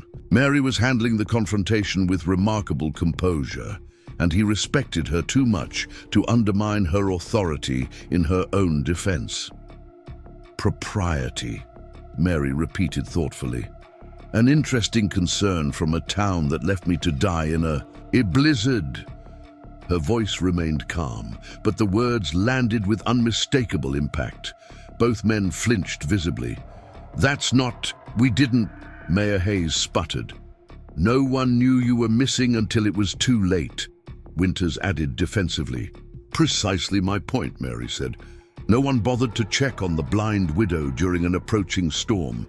Mr. Redbird not only found me when no one else was looking, but he has since ensured I won't face such danger again." She folded her hands calmly before her. "Now, if your concern is truly for my welfare rather than appearances, I suggest you direct your energy toward establishing regular check-ins for elderly and disabled residents during extreme weather. That would be a productive use of the town council's attention." The strategic redirection was masterful, Thomas thought. Mary had shifted the conversation from her personal choices to broader community responsibilities, placing Hayes and Winters on the defensive without directly challenging their authority. The mayor cleared his throat again. "That's actually not a bad suggestion, Mrs. Collins. Perhaps something we should consider." He glanced at Thomas again, clearly unwilling to abandon his primary objective so easily. "However, that doesn't address the current situation." "Nadu." "The current situation," Mary said firmly, "is that I have engaged Mr. Redbird's services on a limited but regular basis during winter months. He works during daylight hours, performs only those tasks we've agreed upon, and is compensated fairly for his labor. There is nothing improper in such an arrangement, and I will not terminate it to satisfy baseless gossip." "The concern isn't baseless," Winters insisted. "People are talking. They're saying..." He trailed off, apparently unwilling to voice the specific rumors in Mary's presence. "They're saying what exactly?" Mary prompted, her voice hardening slightly. "That I've developed inappropriate feelings for the man who saved my life. Or perhaps that he has some nefarious purpose in clearing my walkway and fixing my roof. Please, Mr. Winters, enlighten me as to which particular prejudice is masquerading as concern for my welfare." The directness of her challenge left both men momentarily speechless. Thomas found himself impressed yet again by Mary's refusal to accept the comfortable fictions that typically smoothed such confrontations. She demanded honesty in a town built on polite evasions. Mayor Hayes recovered first. "No one is suggesting anything improper has occurred, Mrs. Collins. It's merely the appearance that concerns us. As a respected member of the community, your example matters." "Indeed it does," Mary agreed. "I hope my example demonstrates that competence should be valued over convention, and that mutual respect transcends the boundaries others might impose." She straightened her shoulders. "Now, gentlemen, while I appreciate your concern, I have bread dough rising that requires my attention. Unless you have something substantive to add to this conversation, I'll bid you good day." The dismissal was polite, but unmistakable. Mayor Hayes looked as if he might press further, then apparently thought better of it. "We'll discuss this matter at the next town council meeting," he said, attempting to maintain some semblance of authority. "In the meantime, please consider our concerns, Mrs. Collins." "I will give them exactly the consideration they deserve," Mary replied evenly. "Good day, Mayor Hayes, Mr. Winters." The men departed with visible reluctance, occasionally glancing back as if expecting Mary to call them back with a change of heart. Thomas remained beside her until they were well down the path, then spoke quietly. "They'll continue to pressure you." Mary nodded. "Of course they will. Men like Hayes and Winters can't abide challenges to their sense of proper order." She turned toward the cabin door. "Come inside, Thomas. I believe breakfast is ready, and as I mentioned, I do have bread dough that needs tending. Inside, the cabin was warm and fragrant with the smell of coffee and baking. Mary moved to the table where she had indeed set out a simple breakfast of porridge, preserves, and the last of yesterday's bread. Thomas took his accustomed seat, watching as she checked her bread dough with practiced hands, testing its consistency with experienced fingers. "You handled them well," he observed. Mary smiled slightly as she covered the dough again to continue rising. Years of managing school children taught me something about dealing with authority figures who expect automatic deference. She joined him at the table, locating her coffee cup unerringly. "They'll return, of course, probably with Dr. Grant and Reverend Wilson next time for added moral weight. And when they do, I'll face them with the same response. My choices are my own." She sipped her coffee thoughtfully.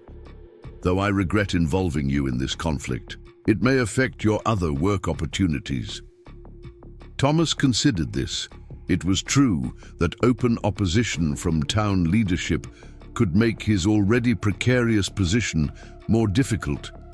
Yet he found himself unwilling to retreat from the arrangement that had brought unexpected satisfaction to his solitary existence. "The winter passes are closed," he said finally. "Regular work is scarce this season regardless. When spring comes and guiding resumes, the issue will seem less pressing to them." Mary's expression suggested she wasn't entirely convinced by this practical assessment, but she didn't press further. Instead, she changed direction slightly. "Tell me, Thomas, if our positions were reversed, if you were facing opposition from your people regarding association with me, would you stand firm as I have?" The question startled him with its directness and insight. Few white people ever considered how his community might view his interactions with settlers. "My situation is different," he said carefully. "I live between worlds already, neither fully Comanche nor accepted by whites. My people—" He paused, the phrase feeling somehow inadequate for the complex reality of his existence. "Your people would have concerns about your association with a blind white woman," Mary supplied gently, "just as Pine Creek has concerns about mine with you." Thomas nodded, then remembered she couldn't see the gesture. "Yes, though for different reasons. Fear of the unknown often wears similar faces, even when its sources differ," Mary observed. "We humans seem remarkably consistent in our discomfort with boundary crossing, regardless of which boundaries we've constructed." The insight struck Thomas as profound in its simplicity. Mary Collins saw patterns that others missed, perhaps precisely because she was forced to perceive the world through means other than conventional sight. "To answer your question," he said finally, "yes, I would stand firm. Some principles matter more than community approval." Mary smiled, a genuine expression that warmed her features. "Then we understand each other. Now let's enjoy this breakfast before it gets cold. There's wood to be split afterward, and I believe the chicken coop needs reinforcement before the next storm." They ate in companionable silence, the confrontation with Hayes and Winters settling into perspective as just one challenge among many in a life that had never conformed to easy expectations. Outside, the sun had fully risen, casting long blue shadows across the fresh snow. A new day was unfolding, bringing its own tasks and moments of quiet connection. The town's disapproval made itself felt in various small ways over the following weeks. Mary's knitted goods remained unsold at Winters's store despite their quality and the approaching Christmas season. Invitations to church events that had occasionally been extended despite her blindness now ceased entirely. When Thomas accompanied Mary to town for supplies, conversations would halt as they passed, resuming in whispers once they were beyond earshot. Through it all, Mary maintained a quiet dignity that neither acknowledged the slights nor bent to them. She redirected her knitting efforts toward a trader who visited monthly from Denver, securing a better price than Winters had ever offered. She held her own small Sabbath observances in her cabin, sometimes reading aloud from her Braille Bible, while Thomas worked nearby, her clear voice bringing ancient words to life in the quiet space. December brought colder temperatures and more frequent snowfalls.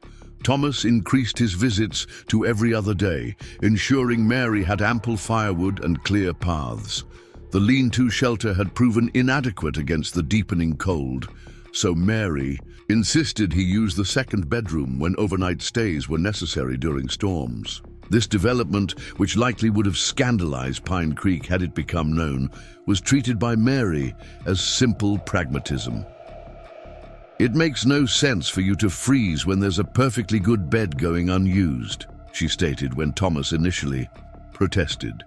James would have been the first to offer it under these circumstances. The mention of her late husband in this context somehow made the arrangement feel more proper rather than less. James Collins' presence remained strong in the cabin, in the furniture he had crafted, the systems he had designed for Mary's independence, the very walls he had raised with his own hands. Thomas felt less like an intruder and more like a caretaker, maintaining what another man had built out of love and commitment. One evening in mid-December, as a particularly heavy snow fell outside, Thomas returned from stacking firewood to find Mary sitting by the fire, her fingers moving swiftly over a piece of knitting. The cabin was warm and fragrant with the smell of pine boughs she had arranged on the mantel, a small concession to the approaching Christmas season. "The storm's intensity is increasing," he reported, stamping snow from his boots before stepping fully inside. "At least 3 more inches since sunset." Mary nodded, her needles never pausing in their rhythmic work. "I can hear it changing. The wind has shifted to the north." She tilted her head slightly. "You should stay tonight. The trail to your camp will be treacherous in such conditions." Thomas had already reached the same conclusion, though he'd been reluctant to assume the invitation. "If you're certain," he said, removing his snow-covered coat. "Entirely certain. I've already turned down the bed in the second room." She smiled slightly. "I also made stew enough for 2, anticipating the weather's development." The quiet domesticity of the moment struck Thomas with unexpected force. There was something profoundly moving about this blind woman's careful attentiveness, the way she prepared for his needs without fuss or ceremony, her practical kindness extended without expectation of particular gratitude. "Thank you," he said simply, moving to the kitchen area to wash his hands in the basin she kept filled for that purpose. They ate supper together at the small table, the stew rich with vegetables from Mary's root cellar and meat from a deer Thomas had provided the previous week. Conversation flowed easily between them, touching on practical matters before wandering to more reflective topics, the different sounds of various snowfalls, the ways animals prepared for deep winter, memories of seasons past. "Did your people have special observances for winter?" Mary asked as they finished eating. Thomas considered the question. "Not like Christmas," he said, "but yes, ceremonies to mark the turning of seasons, stories told only during snow time, preparations for vision quests that would come with spring." "Would you tell me one of the snow time stories?" Mary asked, her expression openly curious. "Unless they're meant to be kept private, of course." The request touched something deep in Thomas. Few white people expressed genuine interest in Comanche, traditions beyond superficial curiosity about Indian ways. Fewer still approached such knowledge with the respect Mary's tone conveyed. "Some stories are only for certain ears," he acknowledged, "but others are meant to be shared." He thought for a moment, then began speaking in the rhythm his grandmother had used when he was a child. "This is a story from long ago, when animals spoke with human voices, and the boundaries between worlds were thinner than they are today." He told her the tale of Snow Fox and Wind Sister, a story of cleverness and compassion during a killing winter. Mary listened with complete attention, her work set aside, her unseeing eyes focused in his direction as if drinking in every word. When he finished, the cabin was silent save for the crackling of the fire and the soft hiss of snow against the windows. "That was beautiful," Mary said finally. "Thank you for sharing it." "My grandmother was the keeper of such stories," Thomas explained. "She believed they carried wisdom that transcended the specific traditions of our people." "She sounds like a remarkable woman." "She was. She raised me after my mother died of the fever that swept through our band. My father had already been killed in a skirmish with Texas Rangers." These were facts Thomas rarely shared with white people, who tended to respond with either awkward pity or barely disguised assumptions about savage warfare. Mary's response was different, a simple, genuine acknowledgement. "So you understand. Loss from an early age," she said, "as I came to it later in life." "Yes." The word held volumes of shared understanding. "Does she still live, your grandmother?" Thomas shook his head. "No. She passed when I was 16. After that, I lived between worlds, sometimes with what remained of our band, sometimes working for white settlers or the army as a scout. Finding a path of your own creation," Mary observed. "Neither fully one thing nor another, but something uniquely shaped by both experiences." The insight was so precise that Thomas found himself momentarily without response. Mary had articulated something he had felt but never quite formulated in words, that his life represented not merely a compromise between cultures, but perhaps something new, a third way that drew from both traditions while being bound by neither. "Yes," he said finally, "though it's a lonely path at times." Mary's expression softened. "Lonely paths are still paths. They lead somewhere, even when we can't see the destination clearly." She smiled slightly. "Something I've had to remember, often since losing my sight. The parallels between their experiences, despite their vastly different circumstances, struck Thomas again. Both had lost family, both navigated worlds not designed for them, both maintained dignity despite others' limited perceptions. "What was he like?" Thomas asked suddenly. "Your husband." Mary's expression transformed, warming with memory. "James was steady, reliable in the best sense, not boring, but constant. He loved learning and believed everyone deserved access to knowledge regardless of their station." Her fingers traced patterns on the tablecloth, a habitual gesture when she was thinking deeply. "He fought in the war, the Union side, and came back changed, as all who see such things must be, but he channeled that experience into building rather than destroying. Our school, this cabin, the lives of his students, these were his monuments." "He sounds like a good man." "He was, not perfect. He could be stubborn beyond all reason when convinced he was right." She laughed softly. "We had magnificent arguments sometimes, especially about literature. He preferred the practical prose of Franklin and Emerson. I championed the romantic poets, Wordsworth, Shelley, Keats." Thomas tried to imagine it, this quiet cabin alive with passionate debate about ideas and words, two intelligent people, challenging and sharpening each other through the friction of differing perspectives. "And when your sight began to fail?" he asked gently. Mary's smile turned wistful. "He became my eyes, without making me feel lesser for needing them. He described everything, sunsets, bird formations, the changing leaves, with the precision of a scientist and the heart of a poet." She gestured toward the cabin around them. "And he redesigned our home inch by inch so I could navigate it independently. The notched cards, the consistent placement of furniture, the textured markings on jars and containers, all his innovations. He loved you well," Thomas observed.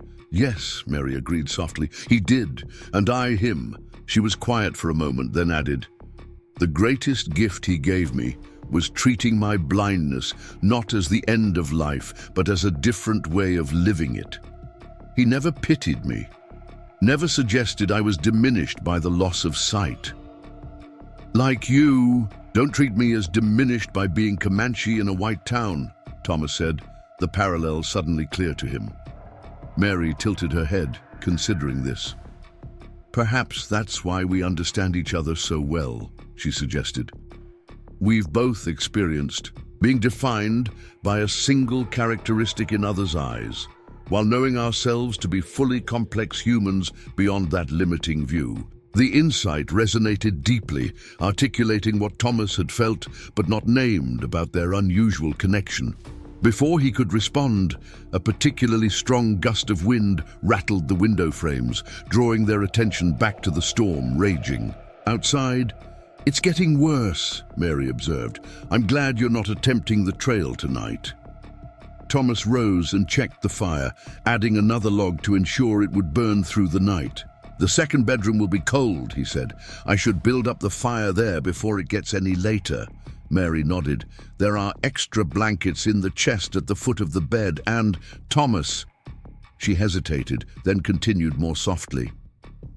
"Thank you for sharing your grandmother's story. It's a gift I value greatly." "Thank you for wanting to hear it," he replied simply. Later, as Thomas lay in the narrow bed that had once belonged to a guest room seldom used, he reflected on the evening's conversation. The storm howled outside, snow piling against the windows, wind seeking entry through every tiny crack in the cabin's sturdy walls. Yet inside was warmth, understanding, and a connection he had never expected to find with anyone, least of all, a blind white widow on the edge of a frontier town.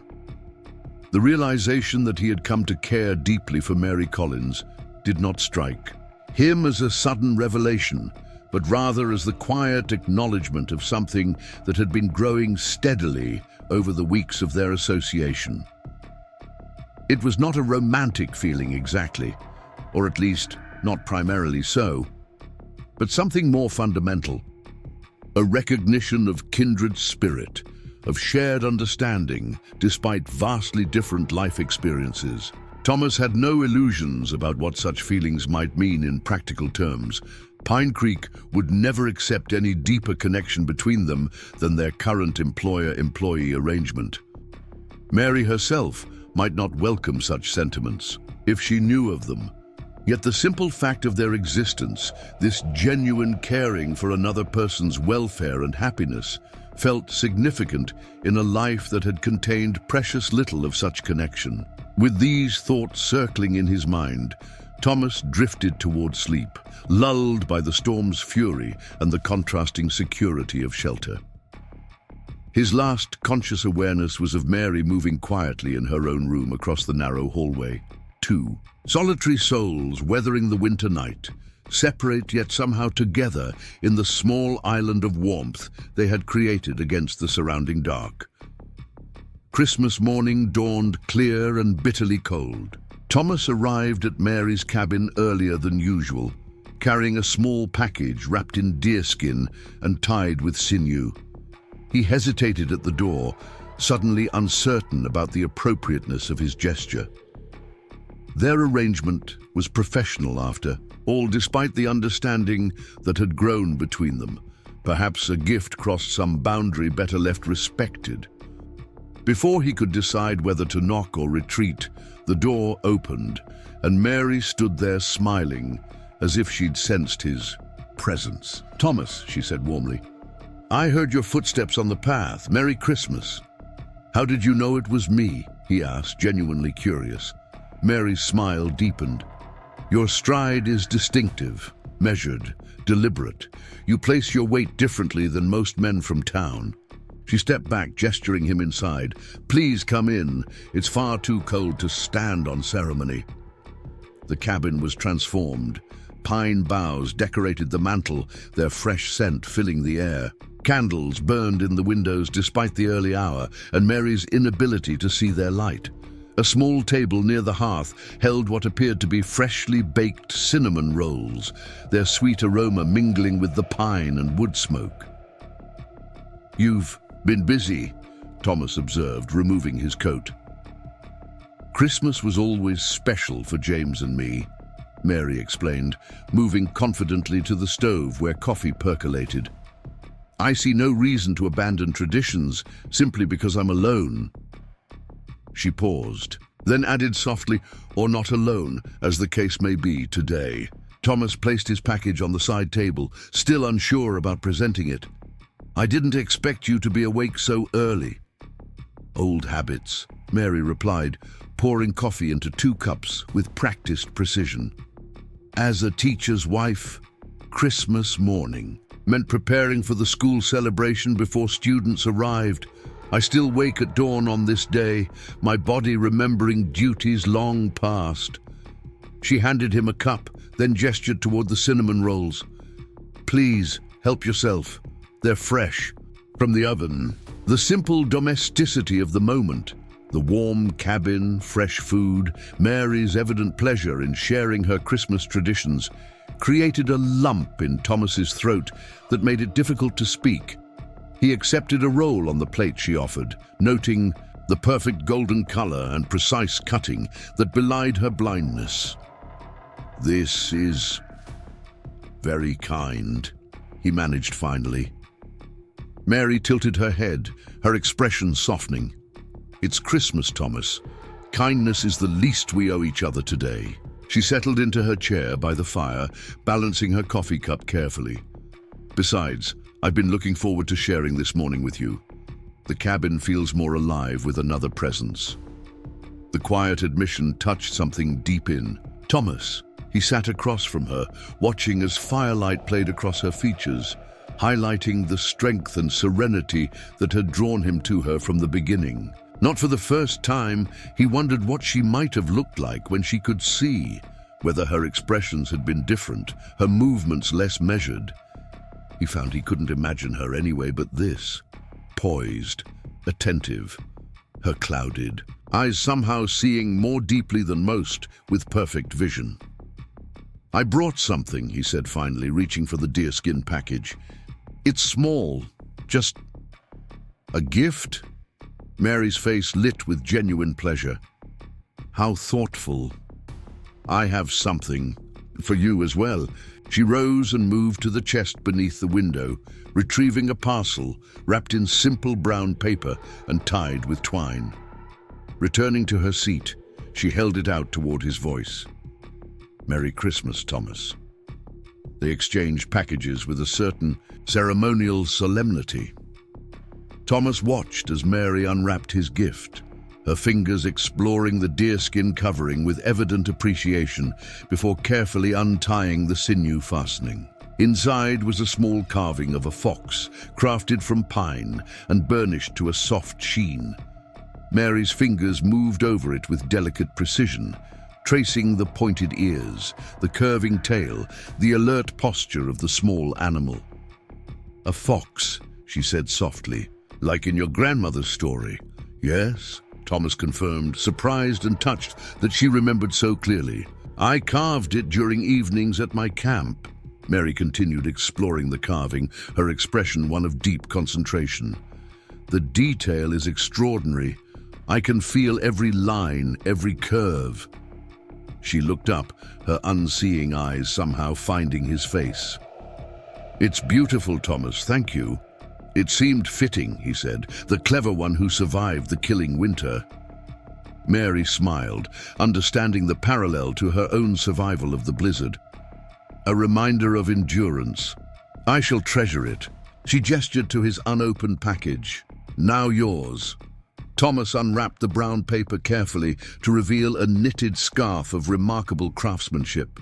The wool was deep blue, the pattern complex and precise, with geometric designs that reminded him of Comanche beadwork integrated seamlessly into the traditional European knitting technique. I incorporated patterns you described from your grandmothers. And blankets, Mary explained. Elizabeth helped me research traditional Comanche designs, and I adapted them to knitting. I hope I've done them justice. Thomas ran his fingers over the intricate pattern, moved beyond words by the thoughtfulness of the gift. The scarf represented hours of painstaking work, each stitch placed by fingers that could not see but somehow created beauty nevertheless. More than that, it honored his heritage in a way few white people ever attempted, showing genuine respect for traditions they typically dismissed as primitive or exotic. "It's perfect," he said finally, his voice rougher than intended. "The most thoughtful gift I've received." Mary's smile was radiant. "I'm so glad. I worried about presuming to adapt your people's designs." "You honored them," Thomas assured her, "as you've honored me." They sat in companionable silence for a moment, each holding the other's gift, the simple exchange somehow more meaningful than the elaborate ceremonies taking place in Pine Creek's church and homes this morning. "Would you read to me?" Mary asked suddenly. "From the Bible? It was our tradition, James and I, on Christmas morning." Thomas hesitated. I don't follow the Christian faith precisely." Mary nodded, understanding. Neither did James, in conventional ways. He found beauty in the poetry and wisdom in the parables without necessarily accepting every church doctrine. She gestured toward the small Bible on the mantelpiece. "The Christmas story is simply a good story, hope born in unlikely circumstances. I think your grandmother would have appreciated it as such." Put that way, Thomas found he couldn't refuse. He retrieved the Bible and opened to the passage Mary indicated. His voice, unused to reading aloud, started hesitantly but gained confidence as he continued. Mary listened with her head slightly tilted, a small smile playing at the corners of her mouth. When he finished, she thanked him softly. "There's something intimate about being read to," she observed, "a sharing of words and voice that creates in connection." "Is that why you asked?" Thomas inquired, genuinely curious. Mary considered this. "Partly, but also because traditions matter, especially on days that mark time's passage. They remind us that we're part of something larger than our individual lives." She traced the carved fox in her hands thoughtfully. "Even when circumstances change dramatically, maintaining certain rituals provides continuity, a thread connecting past to present." Thomas understood this deeply. His grandmother had taught him the importance of ceremonies and stories, how they carried the essence of a people forward, even when external circumstances transformed beyond recognition. Despite the vast differences in their backgrounds, he and Mary shared this fundamental understanding. That meaning resided in rituals and connections that transcended daily survival. The rest of Christmas Day unfolded with quiet contentment. They shared a simple meal of venison stew and cornbread. Thomas tended the outdoor chores, wearing his new scarf against the biting cold. Mary played her small collection of hymns on the tin whistle James had given her years ago, the sweet, slightly wavering notes filling the cabin with melancholy beauty. As dusk approached, Thomas prepared to depart for his camp. The sky was clear, stars beginning to appear in the eastern sky, while the west still held the last gold of sunset. The cold had deepened with nightfall, his breath forming clouds that dispersed slowly in the still air. Mary stood in the doorway as he gathered his few belongings. "Thank you for sharing Christmas with me," she said. "It's been the finest one since James passed." "Thank you for including me," Thomas replied. "It was more than I expected from this day." Mary hesitated, then asked, "Will you return tomorrow? It's not your regular day, I know, but the path will need clearing again if the weather report is accurate." "Yes," Thomas said simply, "I'll return." She smiled, relief evident in her expression. "Good. Until tomorrow, then." She paused, then added softly, "Merry Christmas, Thomas Redbird." "Merry Christmas, Mary Collins." As Thomas walked the path toward his camp, the new scarf warm against his throat, he found himself contemplating the strange turns life sometimes took. 3 months ago, he had been a solitary figure moving through these mountains, connected. To others, only through the most practical of transactions. Now, he carried the weight of someone else's welfare in his thoughts, found himself anticipating the simple pleasure of shared conversation, felt the unfamiliar warmth of being truly seen. He did not delude himself that Pine Creek would ever fully accept such a connection. The boundaries between their worlds remained real and formidable. Yet within the small space they had created, a blind woman and a Comanche tracker, both existing. At society's margins, something genuine had taken root. Not romance exactly, though perhaps elements of that too, but something more fundamental: recognition, respect, the profound gift of being understood.